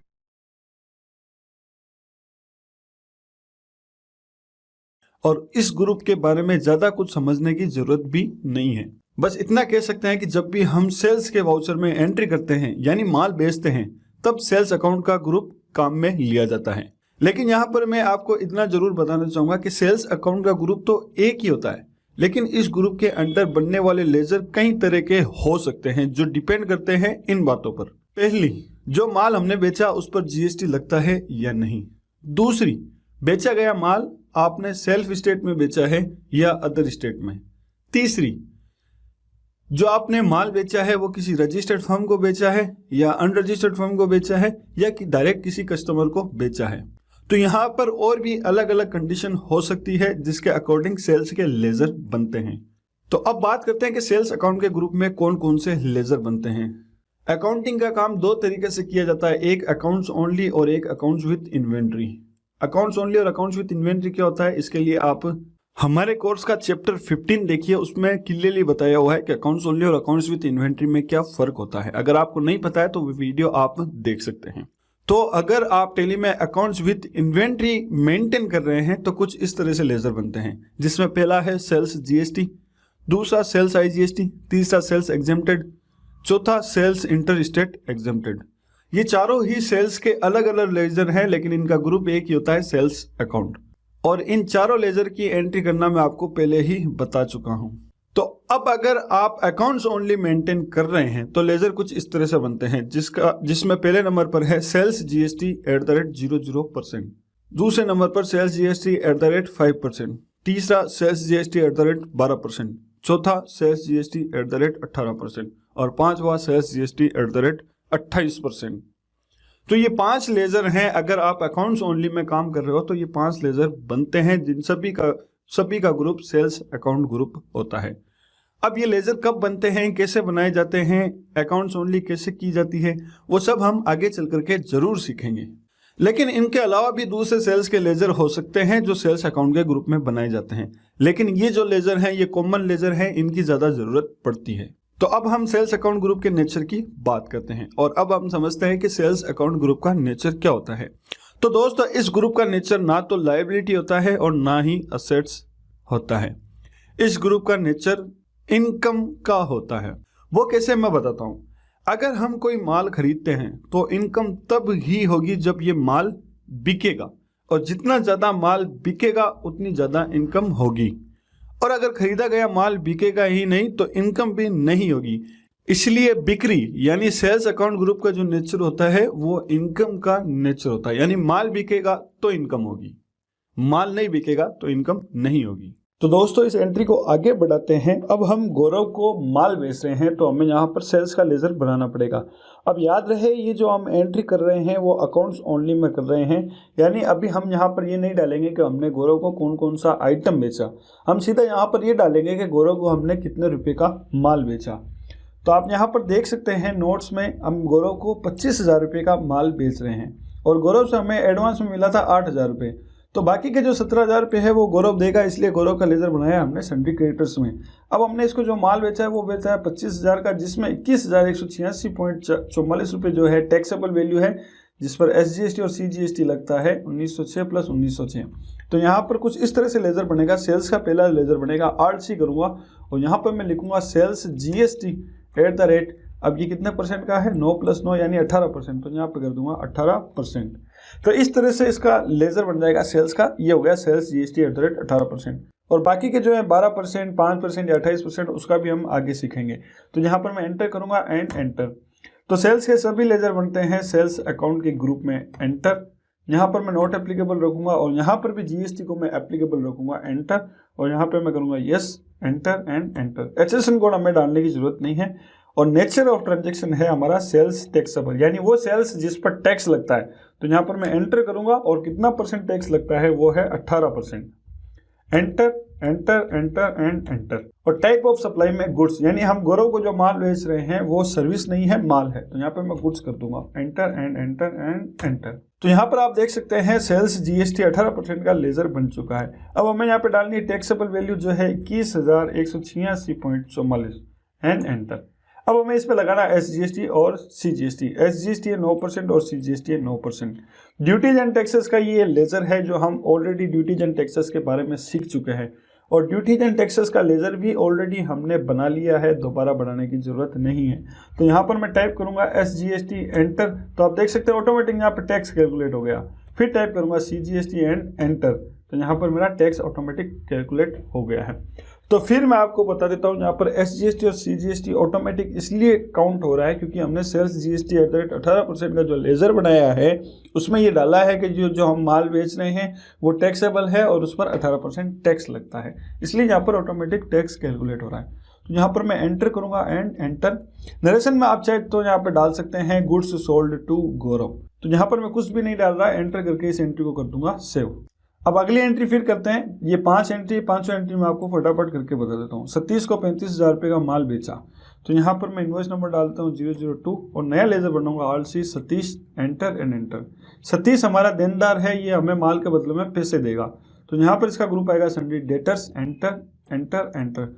यहाँ पर हम सतीश का एड्रेस डाल सकते हैं, लेकिन मैं कुछ भी नहीं डाल रहा। कंट्रोल A करके इसको कर देता हूँ सेव और यहाँ पर मैं कर देता हूँ कंट्रोल A। अब हम बनाएंगे सेल्स का लेजर। तो अब हम जो माल बेच रहे हैं उस पर 12% टैक्स लगता है। अगर मान लीजिए 18% टैक्स लगता है तो यहाँ पर लेजर नहीं बनाते, जो पिछला लेजर हमने बनाया वही सिलेक्ट कर लेते। तो यहाँ पर हमें नया लेजर बनाना पड़ेगा और वो लेजर है कुछ इस तरह से, RC sales GST at the rate 12%, यानी ये जो सेल्स है वो 12% की है। Enter and enter.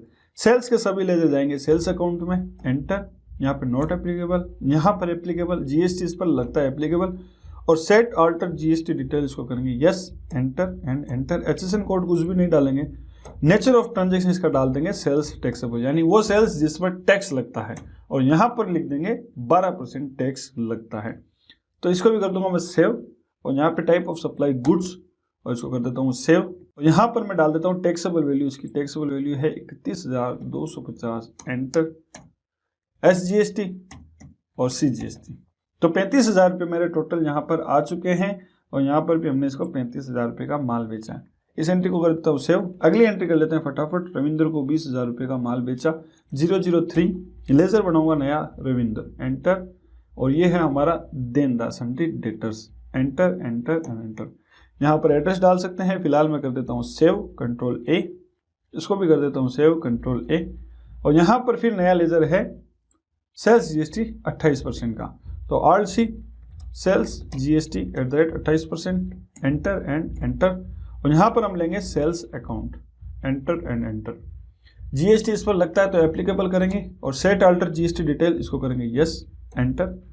HSN code हम कुछ भी नहीं डालेंगे और नेचर ऑफ ट्रांजैक्शन इसका फिर से हो जाएगा सेल्स टैक्सेबल, यानी वो सेल्स जिस पर टैक्स लगता है और अब की बार लगता है 28%। तो कंट्रोल A और यहाँ पे हम लेंगे गुड्स, कंट्रोल A और यहाँ पर हम डाल देंगे टैक्सेबल वैल्यू 15,625, एंटर। अब लगाएंगे SGST और CGST, टोटल हो गया 20,000 रुपये। तो यहाँ पर भी 20,000 है, इसको कर देता हूँ सेव। चौथी एंट्री कर लेते हैं, अर्जुन को 26,000 रुपये का माल बेचा, बिल नंबर 004, आल्ट सी अर्जुन, ये भी हमारा देनदार है सन्ड्री डेटर्स। और यहाँ पर अर्जुन का हम एड्रेस डाल सकते हैं लेकिन मैं ब्लैंक छोड़ रहा हूँ, इसको भी सेव कर देता हूँ, कंट्रोल A। और नया लेजर बनेगा अब 5% का, तो alt c sales GST @ 05%, enter and enter. Sales के सभी लेते जाएंगे सेल्स अकाउंट में, एंटर एंटर। GST एप्लीकेबल करेंगे और सेट अल्टर GST इसको करेंगे यस। HSN कोड वगैरह डिटेल को खाली छोड़ देंगे और सीधा आएंगे नेचर ऑफ ट्रांजैक्शन। ये नेचर ऑफ ट्रांजैक्शन है हमारा सेल्स टैक्सेबल और इस पे लग रहा है 5% टैक्स, इसको कर देंगे सेव। और यहाँ पे लेंगे गुड्स, इसको भी कर देते हैं सेव। और अब हम डालेंगे टैक्सेबल वैल्यू इसकी है 24,761.90, 24,761.90, एंटर। SGST और CGST, तो टोटल हमारी वैल्यू हो गई 26,000 रुपये। यहाँ पे भी 26,000 है, तो इसको कर देता हूँ मैं सेव। अगली एंट्री और कर लेते हैं, लास्ट एंट्री। सेल्स को 35,000 रुपये का माल बेचा, इस पर कोई भी टैक्स नहीं लगता, यानी ये सेल्स जो है वो 0% की है। तो यहाँ पर बिल नंबर डाल देता हूँ 005, आल्ट सी लेजर बनाऊंगा सेलेस, ये भी हमारा है देनदार सन्ड्री डेटर्स और इसका एड्रेस हम यहाँ पर डाल सकते हैं। फिलहाल मैं इसको कर देता हूँ सेव, कंट्रोल A। यहाँ पे भी मैं कर देता हूँ कंट्रोल A। अब नया लेजर है यहाँ पर आल्ट सी सेल्स एग्जेम्प्ट, यानी वो सेल्स जिस पर कोई भी टैक्स नहीं लगता। सेल्स के सभी लेते जाएंगे सेल्स अकाउंट के ग्रुप में और यहाँ पर GST एप्लीकेबल और सेट अल्टर GST डिटेल इसको करूँगा यस, एंटर एंड एंटर। और नेचर ऑफ ट्रांजैक्शन में अब की बार मैं कर दूंगा सेल्स एग्जेम्प्ट, यानी वो सेल्स जिस पर कोई भी टैक्स नहीं लगता, तो मैं यहाँ पे एंटर कर दूंगा। और type of supply goods, control A। और यहाँ पर सीधी मैं टोटल वैल्यू डाल दूंगा, टोटल वैल्यू है इसकी 35,000 रुपये, तो ये 35,000 रुपये और इस एंट्री को भी मैं कर दूंगा सेव। तो इस तरह 500 एंट्री हो जाएगी। अब यहाँ पर देखिए सेल्स IGST, अगर आप मान लीजिए कहीं दूसरी जगह पर दूसरे स्टेट पर अगर माल बेचते हैं तो उसका लेजर अलग तरीके से बनता है, वो मैं आपको आगे कभी बताऊंगा। तो अभी फिलहाल मैं यहाँ पर बैक आ जाता हूँ और एक बार हम ओपन करते हैं प्रॉफिट एंड लॉस अकाउंट। तो प्रॉफिट एंड लॉस अकाउंट में पिछली बार हमारे यहाँ पे परचेज की एंट्री आ गई थी सारी और अब आप देख सकते हैं यहाँ पर सेल्स की भी एंट्री आ चुकी है। तो 5,20,000 रुपये की हमने अभी तक परचेज की है, जिसमें से 1,27,823 रुपये का हमने माल बेच दिया है। तो इस तरह परचेज और सेल्स का यहाँ पर डिटेल आ रही है। और बैलेंस शीट अगर ओपन करते हैं तो बैलेंस शीट में अब यहाँ पर एक नया ग्रुप ऐड हो गया, वो है सन्ड्री डेटर्स, यानी वो लोग जो हमें पैसा देंगे। तो यहाँ पर जैसे ही मैं एंटर करूँगा तो अर्जुन, गौरव, रविंद्र, सतीश और शैलेश का नाम यहाँ पर आ रहा है। तो 1,41,000 रुपये हमारे सन्ड्री डेटर्स से हम मांगते हैं, लेकिन यहाँ पर हमने गौरव, रविंद्र और सतीश से कुछ पैसा एडवांस में लिया हुआ है, तो ये पैसा हमें उससे एडजस्ट करना पड़ेगा। और वो एडजस्ट कैसे होगा वो मैं एंट्री आपको आगे चल के बताऊंगा। तो दोस्तों हमारा बिजनेस जो है वो अब रनिंग पे है, यानी हमने सारे काम कर लिए, अब हम माल खरीद रहे हैं और बेच रहे हैं। अब मैं आपको आगे बताऊंगा कि जो बिजनेस में खर्चे होते हैं उन खर्चों की एंट्री कैसे होती है, यानी जो इनडायरेक्ट एक्सपेंसेस होते हैं, जैसे मान लीजिए किसी को सैलरी दे दी, किसी को दुकान का किराया दे दिया, बिजली का बिल भर दिया, पानी का बिल भर दिया, तो इस तरह के जो खर्चे होते हैं उसकी एंट्री किस तरह से की जाती है वो अब हम आगे सीखेंगे। तो देखते हैं इनडायरेक्ट एक्सपेंसेस क्या होता है और उसकी एंट्री किस तरह की जाती है।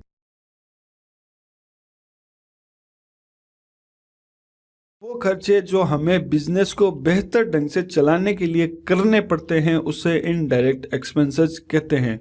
फॉर एग्जांपल स्टाफ को सैलरी देना, इलेक्ट्रिसिटी का बिल भरना, इस तरह के समस्त जो खर्चे हैं वो सब इनडायरेक्ट एक्सपेंसेस कहलाते हैं। आगे बढ़ते हुए समझते हैं कि इनडायरेक्ट एक्सपेंसेस के ग्रुप में कौन कौन से लेजर बनते हैं। तो फिर से वही कहूँगा, वो सभी खर्चे जो बिजनेस को बेहतर ढंग से चलाने के लिए करने पड़ते हैं, उन सभी के लेजर इनडायरेक्ट एक्सपेंसेस के ग्रुप में बनाए जाते हैं। जैसे स्टाफ सैलरी, अगर आपके बिजनेस में स्टाफ की जरूरत है और आपने स्टाफ रखा हुआ तो उनको सैलरी देनी पड़ेगी और स्टाफ के द्वारा बिजनेस को बेहतर ढंग से चलाया जा सकता। इसी तरह स्टाफ कमीशन एंड बोनस, कभी कभी आप स्टाफ को कमीशन और बोनस भी देते हैं टारगेट को ज़्यादा टारगेट पूरा करने के लिए, तो ये भी इनडायरेक्ट एक्सपेंसेस है। इसी तरह टेलीफोन एंड इलेक्ट्रिसिटी बिल, कहीं पर अगर आपकी दुकान है तो आप बिना बिजली के नहीं रह सकते, आपको गर्मियों में हवा खाने के लिए पंखे या एसी की भी जरूरत पड़ेगी, तो ये भी बिजनेस का इनडायरेक्ट एक्सपेंसेस है। इसी तरह टी एंड स्नैक्स एक्सपेंसेस, यानी चाय और नमकीन का जो खर्चा होता है वो भी इनडायरेक्ट एक्सपेंसेस है। इसी तरह वाटर एक्सपेंसेस, यानी पानी का जो खर्चा, गर्मियों में पानी की ज़रूरत पड़ती है, अगर आप कहीं से भी कैंपर मंगवाते हैं तो वो भी आपकी इनडायरेक्ट एक्सपेंसेस है। इसी तरह अकाउंटेंट सैलरी, अगर आपके बिजनेस में किसी को अकाउंटेंट रखा हुआ है तो उसकी सैलरी भी आपके लिए इनडायरेक्ट एक्सपेंसेस है। ऑफिस एंड गोडाउन रेंट, अगर आपका कहीं पर भी ऑफिस है, दुकान है और गोडाउन है जो आपने किराए पर लेकर के रखा है, तो उसके लिए भी आप इनडायरेक्ट एक्सपेंसेस के ग्रुप में लेजर बनाए जाते हैं। इसी तरह डीजल एंड पेट्रोल एक्सपेंसेस, अगर आपके बिजनेस में कोई गाड़ी है, माल लाने ले जाने के लिए ज़रूरत पड़ता है, उसमें जो आप डीजल एंड पेट्रोल डलवाते हो वो भी इनडायरेक्ट एक्सपेंसेस है। इसी तरह stationery and printing expenses, stationery का मतलब हो गया पेन, फाइल्स, स्केल, स्टेपलर, तो ये सारी चीज़ें जो है ये स्टेशनरी है। और प्रिंटिंग का मतलब हो गया कि बिजनेस में जो बिल बुक आप प्रिंट करवाते हो या एडवर्टाइजमेंट करने के लिए जो पेम्पलेट छपवाते हो, वो सब प्रिंटिंग एक्सपेंसेस हैं। तो ये भी जो खर्चे हैं वो हमारे इनडायरेक्ट एक्सपेंसेस हैं। इसी तरह ट्रेवलिंग एक्सपेंसेस, मान लीजिए आपको बिजनेस प्रमोट करने के लिए इधर उधर ट्रेवल करना पड़ता है, तो वो भी आपका इनडायरेक्ट एक्सपेंसेस है। इसी तरह एडवर्टाइजमेंट एक्सपेंसेस, बिजनेस को और ज़्यादा प्रमोट करने के लिए अगर आप एडवर्टाइज करते हो तो ये भी इनडायरेक्ट एक्सपेंसेस है। व्हीकल सर्विस चार्जेस, आपके पास जो गाड़ी है माल लाने ले जाने के लिए, उसकी मंथली अगर आपको कुछ सर्विसेज करवानी पड़ती है तो वो भी बिजनेस का इनडायरेक्ट एक्सपेंसेस है। इसी तरह कंप्यूटर सर्विस एक्सपेंसेस, कंप्यूटर लगा हुआ है उसको कभी आप फॉर्मेट करवाते हो, प्रिंटर लगा हुआ है उसमें आप रिफिलिंग करवाते हो, तो ये भी इनडायरेक्ट एक्सपेंसेस हैं। इसी तरह शॉप रिपेयरिंग एक्सपेंसेस, कभी कभी दुकान में कुछ टूट फूट हो जाती है, जो उस पर खर्चा लगता है वो भी इनडायरेक्ट एक्सपेंसेस हैं। तो ऑल अदर ऑफिस एक्सपेंसेस, इसके अलावा भी जो ऑफिस में होने वाले दूसरे खर्चे हैं वो भी इनडायरेक्ट एक्सपेंसेस है। जैसे ऑफिस की साफ सफाई के लिए स्वीपर को सैलरी देना, तो बहुत सारे ऐसे खर्चे होते हैं जो इनडायरेक्ट एक्सपेंसेस की कैटेगरी में आते हैं। यहाँ पर मैक्सिमम मैंने आपको बता दिए हैं। तो इसके अलावा भी दूसरे लेजर होते हैं जिनका ग्रुप इनडायरेक्ट एक्सपेंसेस लिया जाता है। तो अब हम देखते हैं कि इनडायरेक्ट एक्सपेंसेस ग्रुप का नेचर क्या होता है। तो जैसा कि मैं पिछले 2 चैप्टर से बता रहा हूं कि हर ग्रुप का इन 4 में से कोई भी एक नेचर होता है। पहला लायबिलिटी, दूसरा असेट्स, तीसरा एक्सपेंसेस और चौथा इनकम।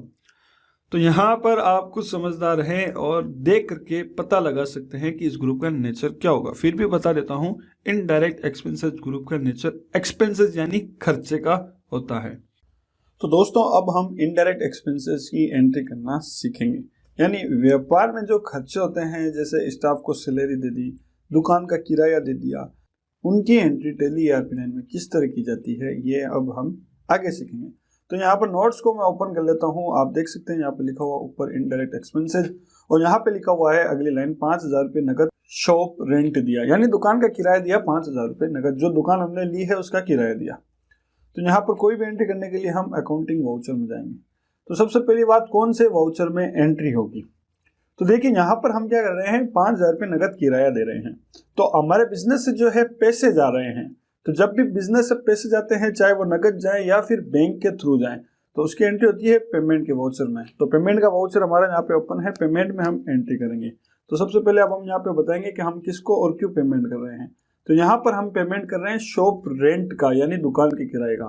तो यहाँ पर मैंने लेजर बना दिया शॉप रेंट, यानी दुकान का किराया, एंटर एंड एंटर। और ग्रुप शॉप रेंट जो है हमारा खर्चा है और इसको बोलते हैं इनडायरेक्ट एक्सपेंसेस, यानी ये हमारा इनडायरेक्ट एक्सपेंसेस है। यहाँ पर मैं टाइप ऑफ लेजर इसको करूंगा not applicable, enter. Is GST applicable, क्या इस पर जीएसटी लगता है? देखिए इस पर कोई भी जीएसटी नहीं लगता, हम केवल 5,000 रुपये किराया दे रहे हैं। तो यहाँ पर नॉट एप्लीकेबल करेंगे हम और एंटर कर देंगे। यहाँ पर भी नॉट एप्लीकेबल करेंगे, एंटर एंटर, और इस लेजर को हम कर देंगे सेव। तो यहाँ पर 100 प्रिंट का जो है हमारा लेजर बन चुका है। ये हमारा एक तरह का खर्चा है। अब 5,000 रुपये हम 100 प्रिंट के दे रहे हैं, एंटर एंड एंटर। अब यहाँ पर किस तरह दे रहे हैं, कैश दे रहे हैं या फिर बैंक से दे रहे हैं? तो हम किराया जो है वो दे रहे हैं कैश, तो CASH कैश का लेजर लेकर के एंटर कर देंगे। तो इतनी सिंपल सी एंट्री है इनडायरेक्ट एक्सपेंसेस की, बहुत ही इजी एंट्री होती है। तो अब हम देखते हैं कि ये एंट्री डेबिट एंड क्रेडिट नियम के अकॉर्डिंग सही है या नहीं। शॉप रेंट जो है वो हमारा खर्चा है और कैश जो है वो हमारी संपत्ति यानी असेट है। और नियम ये कहता है कि बिजनेस में जब एक्सपेंसेस बढ़ते हैं तो डेबिट करो और घटते हैं तो क्रेडिट करो, और संपत्ति जो है वो बढ़ती है तो डेबिट करो और घटती है तो क्रेडिट करो। तो यहाँ पर शॉप रेंट हमारा बढ़ रहा है, हमने डेबिट कर दिया, और संपत्ति कैश जो है वो हमारी घट रही है तो हमने क्रेडिट कर दिया। तो इतनी सिंपल सी एंट्री है और डेबिट एंड क्रेडिट नियम के अकॉर्डिंग भी एंट्री हमारी एकदम सही है। और नरेशन में हमने चाहे तो लिख सकते हैं shop rent paid to Naresh, यानी जो दुकान का मालिक है उसको हमने शॉप रेंट यानी दुकान का किराया दिया। तो इस तरह नरेशन लिख करके हम इसे एंट्री को कर देंगे सेव। तो ये इतनी सिंपल सी एंट्री है, इस तरह ये एंट्री हो जाएगी। तो बाकी की जो एंट्री है वो भी हम फटाफट कर लेते हैं। 8,000 रुपये स्टाफ सैलरी दी HDFC बैंक करंट अकाउंट से। तो यहाँ पर लेजर बनाएंगे आल्ट सी स्टाफ सैलरी, ठीक है। और ये हमारा फिर से इनडायरेक्ट एक्सपेंसेस है और जीएसटी को हम नॉट एप्लीकेबल कर देंगे। बस इतना ही करना है, इस लेजर को कर देंगे सेव। और हम सैलरी दे रहे हैं 8,000 रुपये, और ये जो सैलरी है हम बैंक से दे रहे हैं। तो यहाँ पर HDFC bank current account select करके एंटर कर देंगे, और यहाँ पर कोई डिटेल नहीं डालनी है। और यहाँ पर नरेशन में आप डाल सकते हो staff salary paid to Mahendra, यानी महेंद्र मान लीजिए वो हमारे स्टाफ में है तो उसको हमने सैलरी दी, तो यहाँ नरेशन में हमने उसका नाम लिख दिया। तो इसको कर देंगे सेव, एंटर एंड एंटर। इसी तरह अगली एंट्री 4,000 रुपये नगद टी एंड स्नैक्स का खर्चा है, यानी चाय पानी का खर्चा हो गया 4,000 रुपये। तो आल्ट सी करके लेजर बनाएंगे टी एंड स्नैक्स यानी चाय पानी, एंटर। और ये भी हमारा इनडायरेक्ट एक्सपेंसेस है, जीएसटी को नॉट एप्लीकेबल कर देंगे, बाकी कर देंगे कंट्रोल A सेव। और चाय पानी का हमने दिया है 4,000 रुपये नगद, तो यहाँ पर 4,000 रुपये एंटर एंटर, और यहाँ पर कैश। सिंपल सी एंट्री सेव कर देते हैं, इसको कंट्रोल A। अगली एंट्री है 4200 रुपये नगद पानी वाले को दिया, यानी वाटर एक्सपेंसेस। तो आल्ट सी वाटर एक्सपेंसेस इनडायरेक्ट एक्सपेंसेस है ये भी, और इसको कर देंगे हम नॉट एप्लीकेबल, कंट्रोल A यानी सेव। और 4200 रुपये इसको हमने कैश दिया है, तो ये 4200 रुपये और कैश, इसको भी कर देते हैं सेव, कंट्रोल A। अगली एंट्री है 3200 रुपये नगद इलेक्ट्रिसिटी का बिल चुकाया। तो यहाँ पर आल्ट सी इलेक्ट्रिसिटी बिल, एंटर। ये भी हमारा इनडायरेक्ट एक्सपेंसेस है, इसको कर देंगे हम नॉट एप्लीकेबल सेव। और यहाँ पर हमने दिया 3200 रुपये नगद, तो 3,200 रुपये ये कैश। बस सिंपल से एंट्री इसको कर देते हैं हम सेव। और अगली एक एंट्री और है 500 रुपये HDFC बैंक से ATM चार्जेस से के कट गए। देखिए हमारा HDFC बैंक में खाता है, और HDFC बैंक में क्या होता है कभी कभी कोई चार्जेस कट जाते हैं। कोई भी बैंक हो, जैसे ATM का चार्जेस कट गया, या कैश हैंडलिंग का चार्जेस कट गए, या कैश डिपॉजिट चार्जेस, इस तरह के अलग अलग चार्जेस होते हैं जो बैंक से हमारे ऑटोमेटिक खाते से कट जाते हैं। तो उसकी एंट्री कैसे होती है वो मैं बता देता हूँ। यहाँ पर किस चीज़ के चार्जेस कटे हैं, ATM चार्जेस। तो यहाँ पर मैं लेजर बनाऊंगा। अब देखिए बैंक के अलग अलग चार्जेस होते हैं, जैसे ATM चार्जेस हो गया, या कैश हैंडलिंग चार्जेस हो गया, कैश डिपॉजिट चार्जेस हो गया। तो हम सबको एक ही नाम दिया जा सकता है, और वो है बैंक चार्जेस, यानी बैंक में जो बैंक के जो चार्जेस हैं वो कट गए। ये भी हमारा इनडायरेक्ट एक्सपेंसेस है, और यहाँ पर हम कर देंगे नॉट एप्लीकेबल सेव। कितने रुपए कटे हैं, 500 रुपये। तो यहाँ पर मैं अमाउंट डालूंगा 500, एंटर एंड एंटर। अब दूसरी बात, बैंक के जो चार्जेस हैं वो बैंक से ही कटेंगे। मान लीजिए यहाँ पर हमारे HDFC बैंक करंट अकाउंट से ये 500 रुपये चार्जेस कटे हैं, तो HDFC बैंक करंट अकाउंट का यहाँ पर लेजर देना पड़ेगा। तो यहाँ पर हम इस एंट्री को कर देते हैं सेव, कंट्रोल A। तो ये इनडायरेक्ट एक्सपेंसेस की बहुत ही सिंपल सी एंट्रीज होती है, और खर्चे जो है अलग अलग तरह के होते हैं, अलग अलग खर्चों के अलग अलग नाम होते हैं। आप अपनी मर्जी से कुछ भी जो आपको बेहतर लगे उस हिसाब से लेजर बना करके एंट्री कर सकते हैं। तो यहाँ पर अब मैं प्रॉफिट एंड लॉस को ओपन करूंगा, और जैसे यहाँ पर Alt+F1 डिटेल करूंगा तो सारे जो भी खर्चे होंगे उसकी डिटेल यहाँ पर आएगी इनडायरेक्ट एक्सपेंसेस के नीचे, जैसे bank charges, electricity bill, shop rent, staff salary, T and snacks और वाटर एक्सपेंसेस, जो जो अभी हमने खर्चे चलाए हैं। तो 24,900 रुपये के टोटल अभी तक हमारे खर्चे हो चुके हैं। तो ये जो भी खर्चे होते हैं वो जाते हैं इनडायरेक्ट एक्सपेंसेस में। तो बहुत ही सिंपल है इनडायरेक्ट एक्सपेंसेस की एंट्री करना। अब हम देखेंगे इनडायरेक्ट इनकम क्या होता है, उसमें कौन कौन से लेजर बनते हैं, ग्रुप का मतलब क्या होता है और उसकी एंट्री किस तरह की जाती है, वो आगे हम इस वीडियो में सीखेंगे।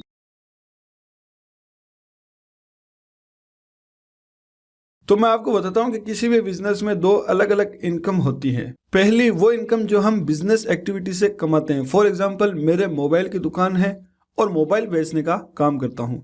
1,000 रुपये का मोबाइल खरीदा और 1,200 रुपये में बेच दिया तो 200 रुपये मेरी बिजनेस एक्टिविटी की इनकम हो गई। और दूसरी वो इनकम जो हम नॉन बिजनेस एक्टिविटी से कमाते हैं। फॉर एग्जाम्पल पुराने अखबार मेरे पास पड़े थे, मैंने बेच दिए, 1,000 रुपये मेरे पास आए तो ये मेरी इनडायरेक्ट इनकम है। इसी तरह पुराने कार्टून बॉक्स मेरे पास पड़े थे, उसको मैंने बेच दिया, 500 रुपये मुझे प्राप्त हुए तो ये मेरी इनकम है। पुराने फर्नीचर या दुकान में लगी हुई पुरानी ऐसी बेचने से जो इनकम होती है वो सब इनडायरेक्ट इनकम कहलाती है। इन शॉर्ट बिजनेस के अलावा किसी दूसरे सोर्स से जब भी इनकम होती है वो इनडायरेक्ट इनकम कहलाती है। तो अब हम देखते हैं कि इनडायरेक्ट ग्रुप में कौन कौन से लेजर बनाए जाते हैं। तो फिर से यही कहूंगा कि वो सभी तरह की इनकम जो बिजनेस के अलावा किसी भी दूसरे तरीके से होती है उन सभी के लेजर इनडायरेक्ट इनकम के ग्रुप में बनाए जाते हैं। जैसे ओल्ड न्यूज़पेपर सोल्ड यानी पुराने अखबार बेचे, ओल्ड कार्टून बॉक्सेस सोल्ड यानी हमारे पास कुछ कार्टून बॉक्सेस पड़े थे उसको बेच दिया। Old fixed asset sold, fixed asset यानी हमारे कुछ फर्नीचर, सीसीटीवी कैमरा या कंप्यूटर ये हमारे पास पुराना हो गया था जो हमने इसको बेच दिया, जो हमारी इनकम हुई वो इनडायरेक्ट इनकम कहलाती है। इसी तरह कमीशन रिसीव्ड, अगर हमें किसी तरह का कमीशन प्राप्त हुआ। स्कीम एंड डिस्काउंट रिसीव्ड, अगर हमें किसी भी तरह की स्कीम या डिस्काउंट मिला है तो वो भी इनडायरेक्ट इनकम है। रेंट रिसीव्ड, अगर मान लीजिए हमारी कहीं पर मार्केट में या कहीं पर भी दुकान किराए पर दी हुई और उसका हर महीने 1,000 रुपये या 2,000 रुपये किराया आता है तो वो भी इनडायरेक्ट इनकम है। इसी तरह एनी इंटरेस्ट रिसीव्ड, कहीं से भी ब्याज मिलता है। फॉर एग्जांपल आपने कोई बैंक में एफडी करवाई हुई है या बैंक में आरडी करवाई हुई है तो यहाँ से अगर आपको ब्याज मिलता है वो भी आपकी इनडायरेक्ट इनकम है। तो इनके अलावा भी कई तरह की इनकम होती है जिनका लेजर इनडायरेक्ट इनकम के ग्रुप में बनता है। तो अब देखते हैं कि इनडायरेक्ट इनकम ग्रुप का नेचर क्या होता है। तो दोस्तों टैली के हर ग्रुप का 4 में से कोई भी एक नेचर होता है। पहला लायबिलिटी, दूसरा असेट्स, तीसरा एक्सपेंसेस और चौथा इनकम। तो आप खुद समझदार हैं और देख के पता लगा सकते हैं कि इस ग्रुप का नेचर क्या होगा। फिर भी बता देता हूं कि इनडायरेक्ट इनकम ग्रुप का नेचर इनकम का होता है, जैसा कि इसके नाम से और मतलब दोनों से पता चल रहा है।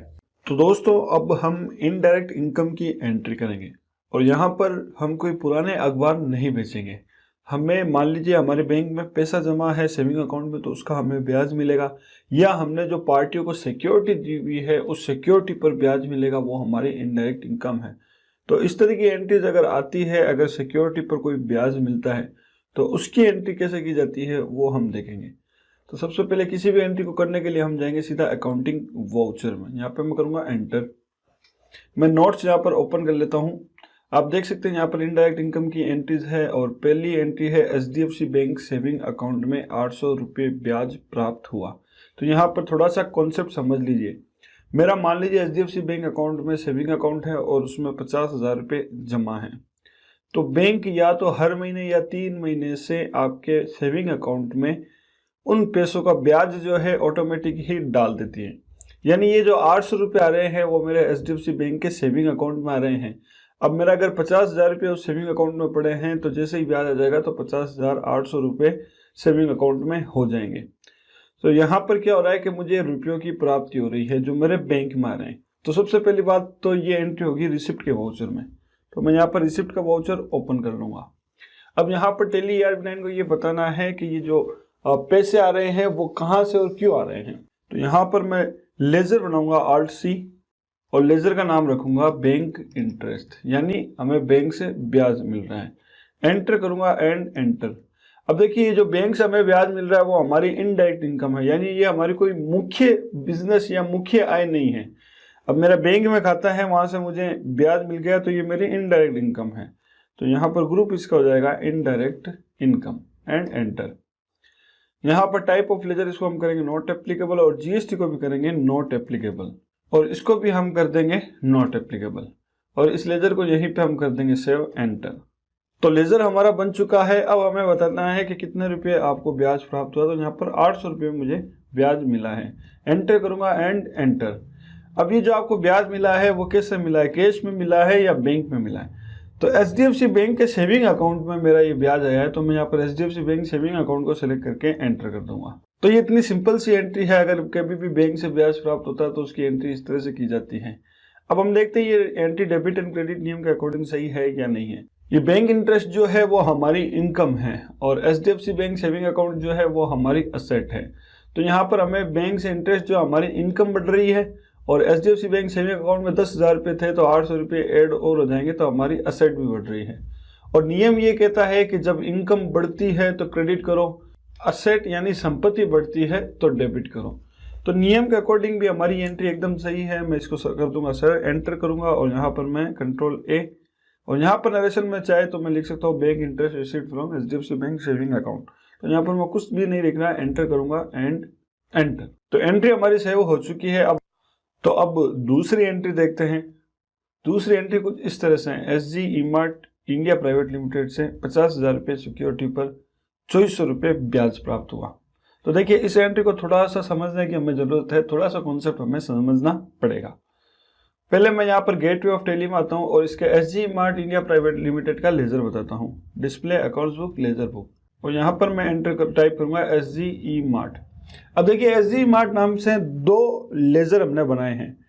पहला लेजर तो है SG E-Mart India private limited security deposit, यानी हमने इसको 50,000 रुपये सिक्योरिटी दी थी। और दूसरा लेजर है SG E-Mart India private limited, जिससे हम माल खरीद रहे हैं और इसको माल के बदले में पेमेंट देंगे। तो SG E-Mart India private limited के 2 लेजर यहाँ पर बने हुए हैं। और इस एंट्री में क्या हो रहा है, SG E-Mart India private limited हमें 50,000 रुपये जो सिक्योरिटी दी है उस पर 2400 रुपये ब्याज दे रहा है। अब यहाँ पर ये बात आपको ध्यान में रखनी है कि ये जो 2400 रुपये आपको मिल रहे हैं वो ना तो आपको कैश में मिलते हैं और ना ही आपको बैंक में मिलते हैं। ये पैसे आपको कुछ इस तरह से मिलेंगे। ये वाला जो लेजर है SG E-Mart India private limited, जो हमने इससे 4 लाख रुपए का माल खरीदा है, तो ये 4 लाख रुपए में से 2400 रुपये कम हो जाएंगे। यानी अभी ये हमसे 4 लाख रुपए मांगता है और जैसे ही हम 2400 रुपये का ब्याज प्राप्त कर लेंगे तो ये अब हमसे 3,97,600 रुपये ही मांगेगा। तो ना तो हमें कैश मिल रहा है और ना ही बैंक में पैसा मिल रहा है। SG E-Mart India private limited जिसने हमें माल बेचा है वो अपने खाते से इसको एडजस्ट कर रहा है। तो ये एंट्री रिसिप्ट के वाउचर में नहीं होगी, ये एंट्री होगी जनरल के वाउचर में। पहली बात, इंडिया और घटती है तो डेबिट करो। तो यहाँ पर हमारी इनकम बढ़ रही है तो उसको हम करेंगे क्रेडिट, लेकिन यहाँ पर सबसे पहले ऑप्शन है डेबिट का। तो डेबिट यहाँ पर हो जाएगा SG E-Mart India private limited, जिसको हमसे 4 लाख रुपए मांगता है। तो 4 लाख रुपए ये हमसे मांगता है। अब जैसे 2400 रुपये यहाँ डाल करके मैं एंटर करूंगा तो 3,97,600 रुपये यहाँ पर हो जाएंगे। आप देख सकते हैं इसके 2400 रुपये अकाउंट में से कम हो गए। तो SG E-Mart India private limited ने हमें 2400 रुपये की ब्याज दिया है। तो यहाँ पर मैं एंटर करूंगा। अब मैं interest received on security deposit क्यों कम कर रहा है, तो यहाँ पर मैं RC करके लेजर बनाऊंगा और यहाँ पर लेजर बना दूंगा interest received on security deposit, यानी इसको जो हमने सिक्योरिटी दी है उस पर हमें ब्याज मिला है। तो यहाँ पर एंटर करूंगा, दूंगा इंटरेस्ट, एंटर करूंगा इंडिया प्राइवेट लिमिटेड, जिसको और घटती है तो डेबिट करो। तो यहाँ पर हमारी इनकम बढ़ रही है तो उसको हम करेंगे क्रेडिट, लेकिन यहाँ पर सबसे पहले ऑप्शन है डेबिट का। तो डेबिट यहाँ पर हो जाएगा SG E-Mart India private limited, जिसको हमसे 4 लाख रुपए मांगता है। तो 4 लाख रुपए ये हमसे मांगता है। अब जैसे 2400 रुपये यहाँ डाल करके मैं एंटर करूंगा तो 3,97,600 रुपये यहाँ पर हो जाएंगे। आप देख सकते हैं इसके 2400 रुपये अकाउंट में से कम हो गए। तो SG E-Mart India private limited ने हमें 2400 रुपये की ब्याज दिया है। तो यहाँ पर मैं एंटर करूंगा। अब हमें यहाँ पर टैली को बताना है कि SG E-Mart India private limited आपके अकाउंट से पैसे क्यों कम कर रहा है। तो यहाँ पर मैं RC करके लेजर बनाऊंगा और यहाँ पर लेजर बना दूंगा interest received on security deposit, यानी इसको जो हमने सिक्योरिटी दी है उस पर हमें ब्याज मिला है। तो यहाँ पर एंटर करूंगा एंड एंटर। ये भी हमारा इनडायरेक्ट इनकम ही रहेगा। Enter enter. GST को मैं नॉट एप्लीकेबल करूंगा, एंटर। बाकी लेजर में कुछ भी नहीं करूंगा, सेव कर देता हूं, एंटर। तो देखिए ये एंट्री है, इस तरह ये एंट्री होगी जिसमें ये पता चल रहा है कि हमें सिक्योरिटी डिपॉजिट पर ब्याज मिला है SG emart India private limited से। और अब हम देखते हैं कि ये एंटी डेबिट एंड क्रेडिट नियम के अकॉर्डिंग सही है या नहीं है। SG emart India private limited हमारा लेनदार है और लेनदार को कहते हैं लायबिलिटी, और interest received on security deposit ये हमारी इनकम है। और नियम कुछ इस तरह से है कि जब लायबिलिटी घटती है तो डेबिट करो और इनकम बढ़ती है तो क्रेडिट करो। तो रूल्स के अकॉर्डिंग भी हमारी ये एंट्री एकदम सही है, तो इस एंट्री को हम कर देंगे यहीं पर सेव, एंटर। और यहाँ पर नरेशन में चाहे तो मैं लिख सकता हूँ interest received on security deposit from SG emart India private limited. तो मैं इसको कर दूंगा सेव, एंटर एंड एंटर। अगली एंट्री देखते हैं। अगली एंट्री भी बिल्कुल ही इसी तरह है। लार्सन एंड कंपनी से 50,000 रुपये सिक्योरिटी पर 28 रुपये ब्याज प्राप्त हुआ। तो यहाँ पर फिर से डेबिट हो जाएगा लार्सन एंड कंपनी। तो देखिए अभी लार्सन एंड कंपनी हमसे 50,000 रुपये मांगता है क्योंकि हमने इससे 50,000 रुपये का माल खरीदा है। तो जैसे ही मैं इसमें 2800 रुपये डाल करके एंटर करूंगा तो इसका लेजर जो है 50,000 रुपये में से 2800 रुपये कम हो जाएंगे। तो 2800 रुपये डाल के एंटर करूंगा तो अब हमसे ये 47,200 रुपये ही मांगेगा। क्यों? क्योंकि इसने भी हमें इंटरेस्ट दिया है सिक्योरिटी डिपॉजिट पर। तो interest received on security deposit, इसका लेजर फिर से यहाँ पर आ जाएगा। एंटर करूंगा और यहाँ पर मैं चाहूँ तो नरेशन डाल सकता हूँ interest received on security deposit from Larsen and company. तो यहाँ पर मैं इसको भी कर देता हूँ सेव, एंटर एंड एंटर। अगली एंट्री है SG emart India private limited से 4,000 रुपये दीपावली स्कीम के प्राप्त हुए। बिल्कुल सेम कॉन्सेप्ट है, बस वहाँ पर सिक्योरिटी इंटरेस्ट की जगह यहाँ पर दीपावली स्कीम आ गई है। तो यहाँ पर फिर मैं SG emart India private limited का लेजर सेलेक्ट करूंगा। अभी देखिए SG emart India private limited हमसे 3,97,600 रुपये मांगता है। जैसे ही मैं 4,000 रुपये जमा कर लूंगा, 4,000 रुपये एंड एंटर, तो अब हमसे ये 3,93,600 रुपये ही मांगेगा। लेकिन अब यहाँ पर हमें कोई भी इंटरेस्ट रिसीव नहीं हुआ है, हमें दीपावली की स्कीम रिसीव हुई है। तो यहाँ पर नया लेजर बनाएंगे RC। आप चाहे तो लेजर बना सकते हैं scheme and discount, scheme and discount. अब देखिए स्कीम अलग अलग तरह की होती है। दीपावली स्कीम होती है, दशहरा स्कीम होती है, होली स्कीम होती है, ईद स्कीम होती है। तो अलग अलग स्कीम के अलग अलग लेजर भी बना सकते हैं और एक ही लेजर बना सकते हैं, वो है स्कीम एंड डिस्काउंट। तो एंटर करूंगा एंड एंटर। ये भी हमारी इनडायरेक्ट इनकम है, एंटर एंटर। और यहाँ पर मैं कर दूंगा not applicable, enter enter enter and enter. तो यहाँ पर स्कीम एंड डिस्काउंट का लेजर भी बन गया और हमारे 4,000 रुपये स्कीम एंड डिस्काउंट में आ गए। और नरेशन में चाहूँ तो मैं लिख सकता हूँ Deepavali scheme received from SG emart India private limited. तो इसको भी मैं कर देता हूँ एंटर एंड एंटर। तो ये 4 एंट्रियाँ थी, चारों मैंने आपको बता दी है। अब मैं एक बार बैक आऊँगा और प्रॉफिट एंड लॉस अकाउंट को ओपन करूँगा। तो यहाँ पर आप देख सकते हैं मेरे इनडायरेक्ट इनकम के लेजर बन जाएंगे। पहला है बैंक इंटरेस्ट, दूसरा interest received on security deposit और स्कीम एंड डिस्काउंट का। और ये जो 10,000 रुपये हैं वो हमारे लेनदार में से कम हो गए, यानी जो हमसे 10,000 रुपये एसजी मार्ट वाला और लार्सन एंड कंपनी वाला मांगता था वो उसमें से कम हो जाएंगे। तो इनडायरेक्ट इनकम की भी हमने एंट्री कर ली और इनडायरेक्ट एक्सपेंसेस की भी एंट्री कर ली। अब हम करेंगे डायरेक्ट इनकम की और डायरेक्ट एक्सपेंसेस की एंट्री। तो उससे पहले समझते हैं कि डायरेक्ट इनकम क्या होता है और उसकी एंट्री कैसे की जाती है।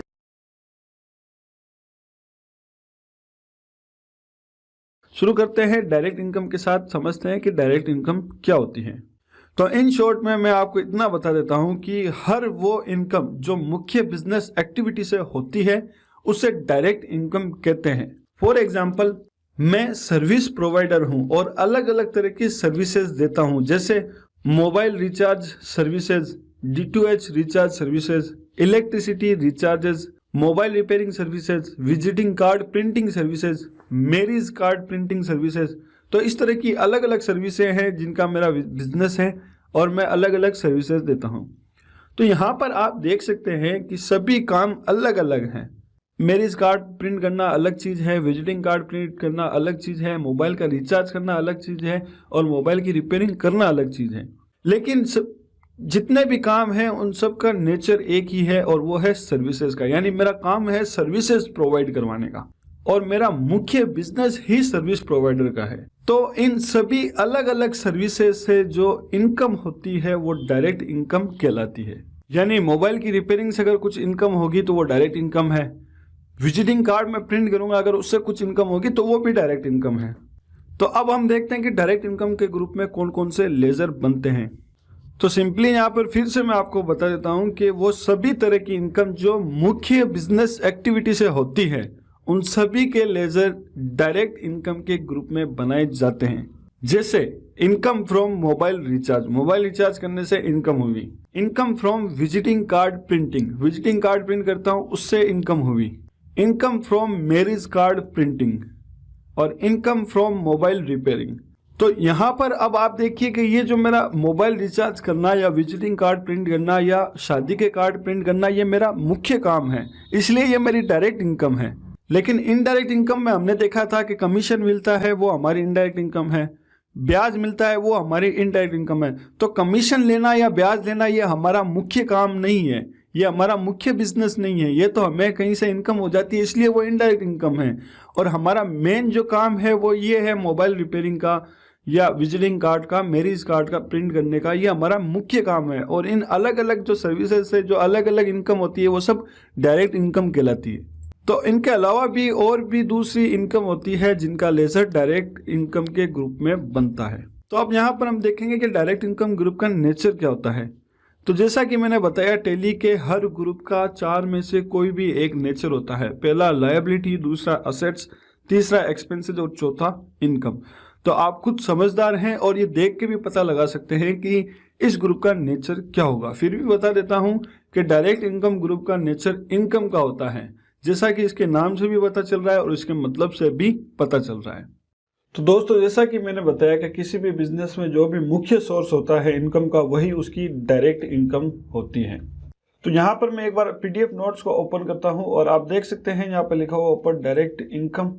और यहाँ पर मैंने डायरेक्ट इनकम का जो एग्जांपल दिए हैं वो दिए हैं एक स्कूल से रिलेटेड। जैसे यहाँ पर लिखा हुआ 10,000 रुपये नगद स्कूल फीस प्राप्त हुई। दूसरी एंट्री है 5,000 रुपये नगद स्कूल बस रेंट प्राप्त हुआ और 4,000 रुपये नगद एडमिशन फीस प्राप्त हुई और 10,000 रुपये स्कूल के लिए डोनेशन प्राप्त हुआ। अब देखिए यहाँ पर एक स्कूल जो है वो संस्था है। तो यहाँ पर क्या होता है, स्कूल में जो स्कूल फीस आती है वही इनकम का एक सोर्स होता है। इसी तरह स्कूल के बस रेंट का जो किराया आता है वो भी इनकम का एक मेन सोर्स होता है और एडमिशन फीस जो मिलती है वो भी इनकम का ही एक सोर्स होता है। इसके अलावा कोई भी इनकम के सोर्स नहीं होते हैं और यही मुख्य बिजनेस की एक मुख्य एक्टिविटी है। तो इस तरह की जो इनकम होती है उसको डायरेक्ट इनकम कहते हैं। अब बैंक से ब्याज मिलना या किसी सिक्योरिटी पर ब्याज मिलना वो हमारा मुख्य बिजनेस नहीं है। अब मैं अगर स्कूल चला रहा हूँ, स्कूल की फीस आएगी तो यही मेरा मुख्य बिजनेस है और यही इनकम का मेन सोर्स है, इसलिए ये डायरेक्ट इनकम कहलाती है। तो इसकी एंट्री भी करना बहुत ईजी है, कोई भी दिक्कत वाली बात नहीं है। इसी तरह अलग अलग बिजनेस में अलग अलग तरह की इनकम होती है जो डायरेक्ट इनकम कहलाती है, जिसका एग्जाम्पल मैंने आपको पीछे दिया और ये एक नया एग्जाम्पल है। तो इसकी एंट्री मैं यहाँ पर करूँगा, अकाउंटिंग वाउचर में जाएंगे। हमें यहाँ पर स्कूल की फीस में नगद रुपये प्राप्त हो रहे हैं तो वाउचर F6 के वाउचर में एंट्री होगी। अब यहाँ पर आपको पैसे क्यों प्राप्त हो रहे हैं उसका लेजर बनाना है, तो यहाँ पर Alt C प्रेस करूँगा और लेजर बना दूंगा स्कूल फीस, यानी हमें स्कूल की फीस मिल रही है। एंटर करूँगा एंड एंटर और ये हो जाएगा हमारा डायरेक्ट इनकम। ये हमारी डायरेक्ट इनकम है। Enter and enter. क्या इस पर कोई जीएसटी लगता है? कोई भी जीएसटी नहीं लगता, तो यहाँ पर मैं not applicable, enter enter enter and enter. तो इतना सिंपल सा लेजर है स्कूल फीस जिसका ग्रुप आ गया डायरेक्ट इनकम। और अब हमें यहाँ पर अमाउंट डालना है, तो स्कूल फीस मिल रही है हमें 10,000 रुपये। Enter and enter. अब ये स्कूल फीस जो है वो कैसे आ रही, कैश आ रही है या बैंक में आ रही, तो ये स्कूल फीस हमें कैश रिसिप्ट हुई है। And enter. तो इतनी सिंपल सी एंट्री है। अगर इसको हम डेबिट एंड क्रेडिट नियम के अकॉर्डिंग देखें ये एंट्री सही है या नहीं है, तो रूल्स ये कहता है ये जो हमारा स्कूल फीस लेजर है वो इनकम का नेचर है और कैश जो है वो असेट है। और नियम ये कहता है कि जब इनकम बढ़ती है तो क्रेडिट करो और असेट बढ़ती है तो डेबिट करो। तो यहाँ पर हमारी इनकम भी बढ़ रही है और ये 10,000 रुपये जो है हमें कैश मिल रहे हैं तो हमारी असेट भी बढ़ रही है। तो डेबिट एंड क्रेडिट नियम के अकॉर्डिंग भी ये एंट्री एकदम सही है। तो यहाँ पर मैं एंट्री करूँगा और नरेशन में चाहे तो आप लिख सकते हैं school fees received from, student का नाम, जो भी स्टूडेंट्स है आपको स्कूल फीस रिसीव्ड हो रही है। तो इसको एंट्री को मैं कर दूंगा एंटर एंड एंटर। अगली एंट्री देखते हैं। अगली एंट्री में 5,000 रुपये नगद स्कूल बस रेंट प्राप्त हो रहा है। तो स्टूडेंट को लाने ले जाने के लिए बस लगी हुई है, उस बस का हम किराया लेते हैं स्टूडेंट से, वही बस रेंट है। यहाँ पर Alt C और लेजर बन जाएगा बस रेंट। Enter and enter. ये भी हमारी डायरेक्ट इनकम है, यही हमारा इनकम का मुख्य सोर्स है। तो डायरेक्ट इनकम एंटर एंटर और यहाँ पर हम कर देंगे जीएसटी को not applicable. Enter enter enter and enter. तो ये लेजर भी यहाँ पर बन जाएगा। अब बस रेंट हमें कितना रुपये प्राप्त हुआ है, 5,000 रुपये, तो 5,000 एंटर एंड एंटर, और ये भी हमें मिल रहा है कैश, एंटर। और नरेशन में चाहो तो लिख सकता हूँ बस rent received from student XYZ, इसको कर दूंगा सेव, एंटर एंड एंटर। अगली एंट्री देखते हैं, 4,000 रुपये नगद एडमिशन फीस प्राप्त होगी।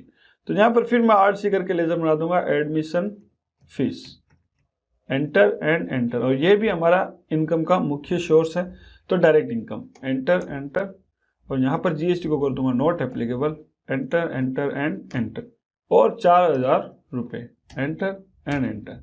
ये भी हमें कैश में मिला है, एंटर एंटर। और नरेशन में चाहे तो लिख सकते हैं admission received from student XYZ, enter and enter. ये एंट्री भी हमने सेव कर दी। अब चौथी और लास्ट एंट्री और देख लेते हैं, वो है 10,000 रुपये स्कूल के लिए डोनेशन प्राप्त हुआ HDFC बैंक करंट अकाउंट में। तो यहाँ पर अब हमें क्या मिल रहा है, डोनेशन मिल रहा है, और पैसा आ रहा है HDFC बैंक के करंट अकाउंट में।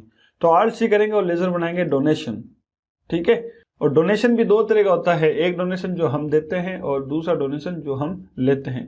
तो ये डोनेशन हमें मिला है, तो हम आगे लिख देंगे donation received, enter and enter. ये भी हमारे इनकम का मुख्य सोर्स है, इसलिए हम यहाँ पे कर देंगे डायरेक्ट इनकम, एंटर एंटर, और यहाँ पर GST नॉट एप्लीकेबल, और इसको कर देंगे सेव। 10,000 रुपये डोनेशन हमें मिला है, एंटर एंड एंटर, और ये डोनेशन हमें मिला है HDFC बैंक के करंट अकाउंट में, इसलिए यहाँ पर अब हम लेंगे HDFC bank current account, enter करेंगे। यहाँ पर कुछ भी नहीं करेंगे, कंट्रोल A करके सेव कर देते हैं। और यहाँ पर लिख सकते हैं आप donation received from XYZ person, किसी का भी नाम लिख सकते हैं जिससे आपको डोनेशन रिसीव्ड हुआ है। यहाँ पर मैं इस एंट्री को कर देता हूँ सेव, एंटर एंड एंटर। तो चारों एंट्री मैंने यहाँ पर डायरेक्ट इनकम की आपको बता दी है, बहुत ही इजी है। डायरेक्ट इनकम की एंट्री करना बहुत आसान है, यानी आपके पास कोई इनकम होगी, या तो नगद के रूप में होगी और या फिर बैंक में वो पैसा आएगा। और स्कूल फीस है तो स्कूल फीस, बस रेंट है तो बस रेंट, और एडमिशन फीस है तो एडमिशन फीस। तो यहाँ पर प्रॉफिट एंड लॉस अकाउंट में एंटर करूंगा, और आप देख सकते हैं यहाँ पर डायरेक्ट इनकम में ये चारों लेजर यहाँ पर आ चुके हैं, एडमिशन फीस, बस रेंट, डोनेशन रिसिप्ट और स्कूल फीस। तो ये 29,000 रुपये हमारी इनकम हो गई, और ये 29,000 रुपये जो है उसमें से 19,000 रुपये तो हमें कैश मिले हैं और 10,000 रुपये हमें बैंक में मिले हैं। तो डायरेक्ट इनकम की एंट्री हमने कर ली। अब हम सीखेंगे डायरेक्ट एक्सपेंसेस की एंट्री करना। तो ये देखते हैं कि डायरेक्ट एक्सपेंसेस क्या होता है और उसकी एंट्री किस तरह की जाती है।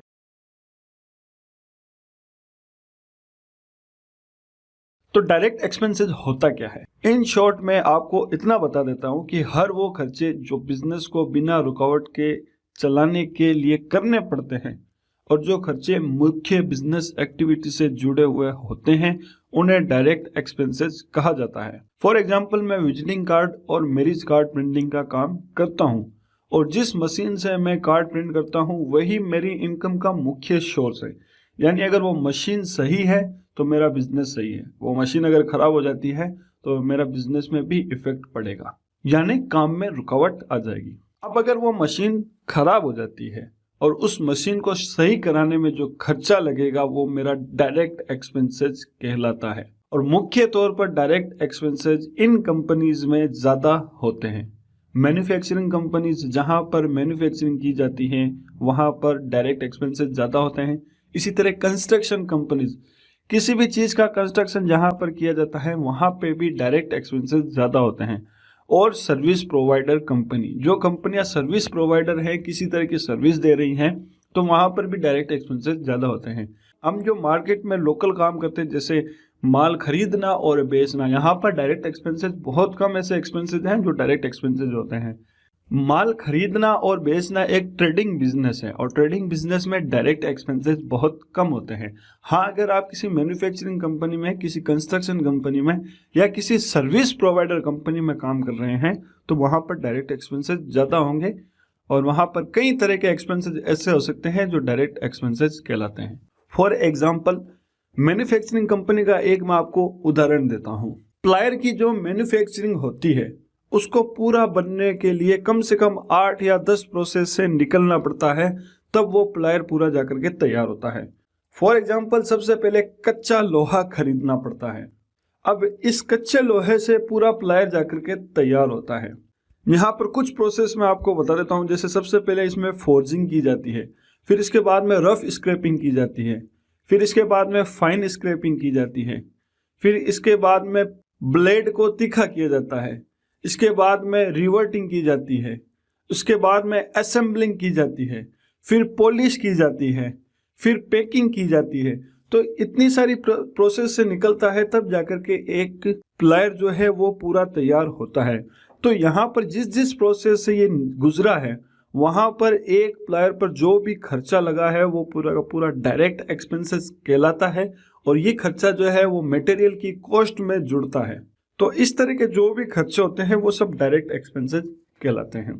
तो अब मैं आपको बताता हूँ कि डायरेक्ट एक्सपेंसेस के ग्रुप में कौन कौन से लेजर बनाए जाएंगे। यहाँ पर कुछ का एग्जांपल मैं आपको दे देता हूँ। Diesel and petrol used for machine.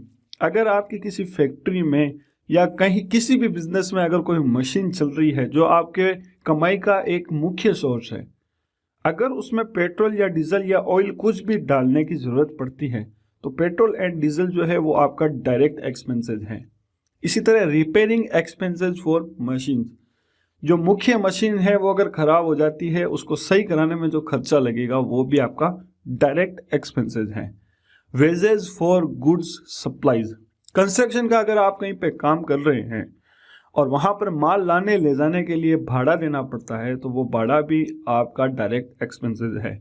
इसी तरह फैक्ट्री रेंट, कहीं पर आपकी फैक्ट्री चल रही है और वो किराए पर है तो फैक्ट्री आपका मुख्य सोर्स है जहां से आपको इनकम हो रही है और उसका जो किराया दे रहे हो आप वो भी डायरेक्ट एक्सपेंसेस कहलाता है। और मटेरियल कॉस्ट, यानी एक माल को पूरा तैयार होने में जो छोटे मोटे खर्चे लगते हैं वो भी डायरेक्ट एक्सपेंसेस के ग्रुप में आते हैं।